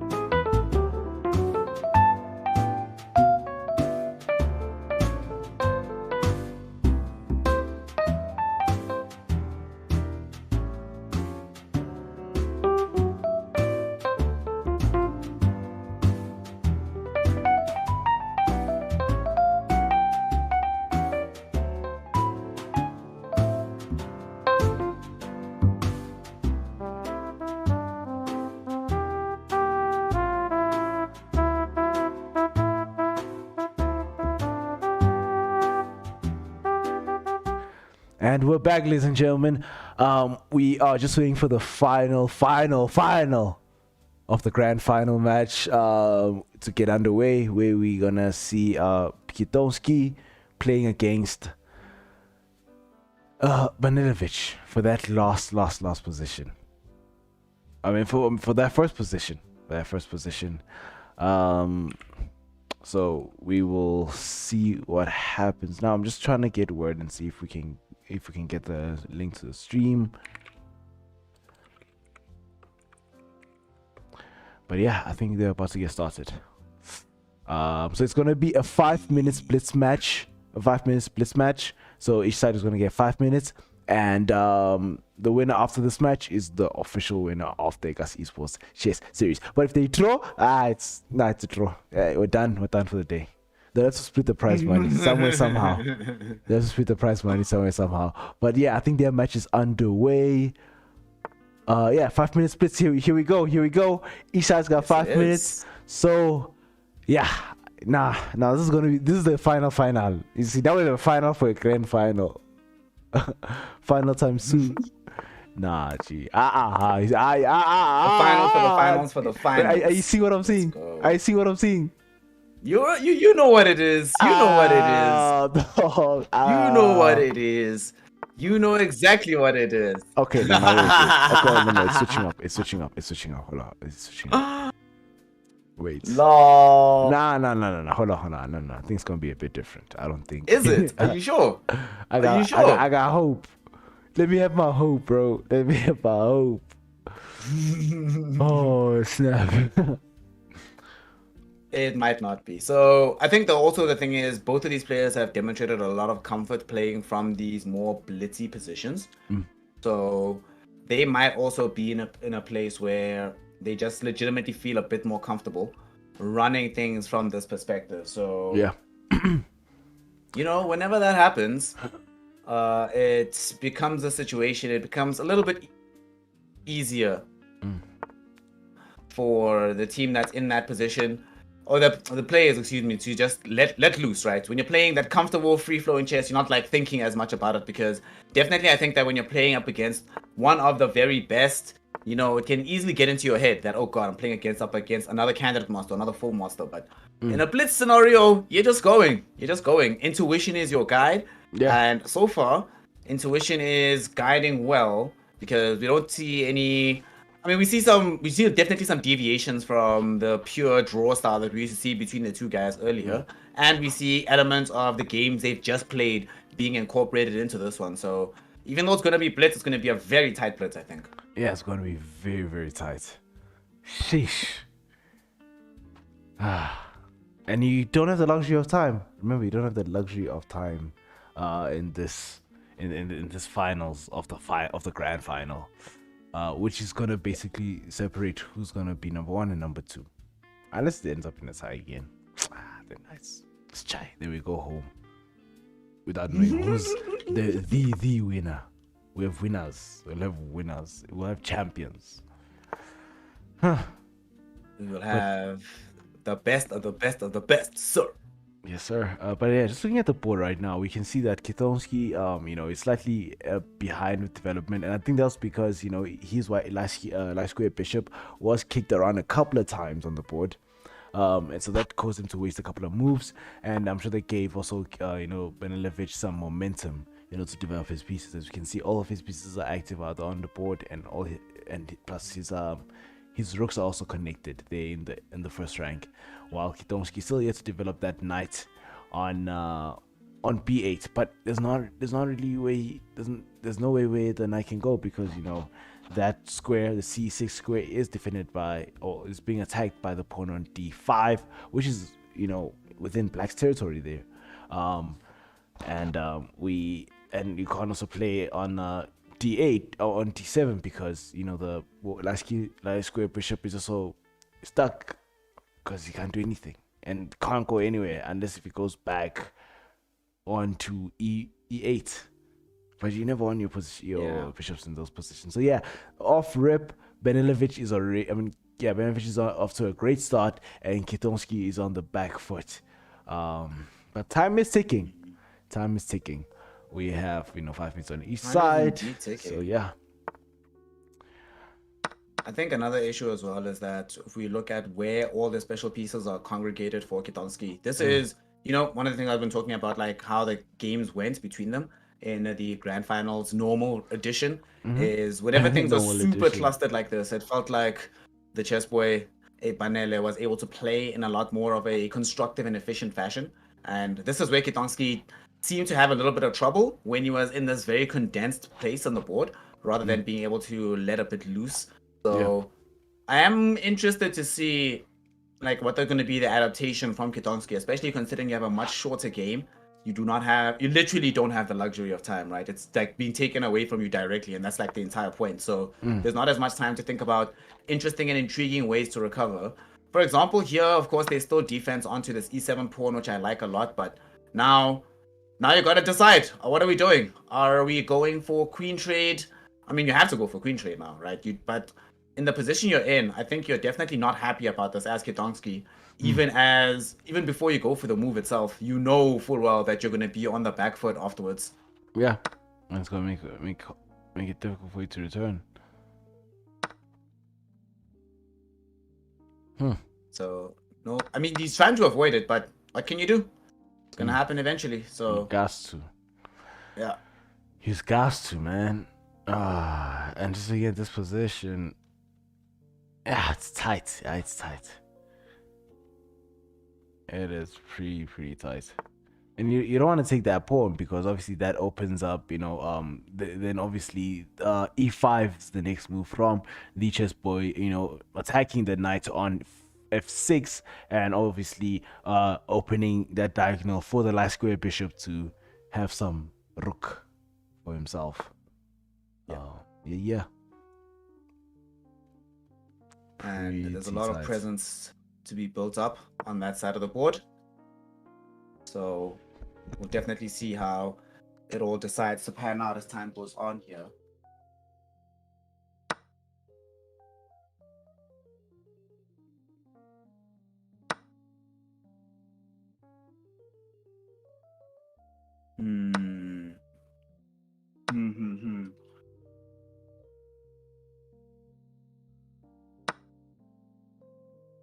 So I'm trying to actually think about ways right now as Kitonski from the position that you're in, because you did manage to recover at least some decent semblance of control here, but what does it feel like? It feels like right now you do still have some interesting things to do with your pieces on the board. There's more development though for pawns on C and B files for the chess boy without any full counter, so you have to overcommit somewhat right now to get rid of these pawns at the moment.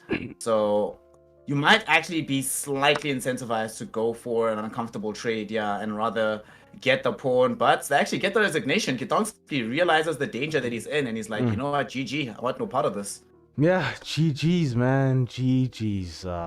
Unlucky to Kitonski, and shout out to Benelevich for being the official winner of the Ekasi Esports chess series.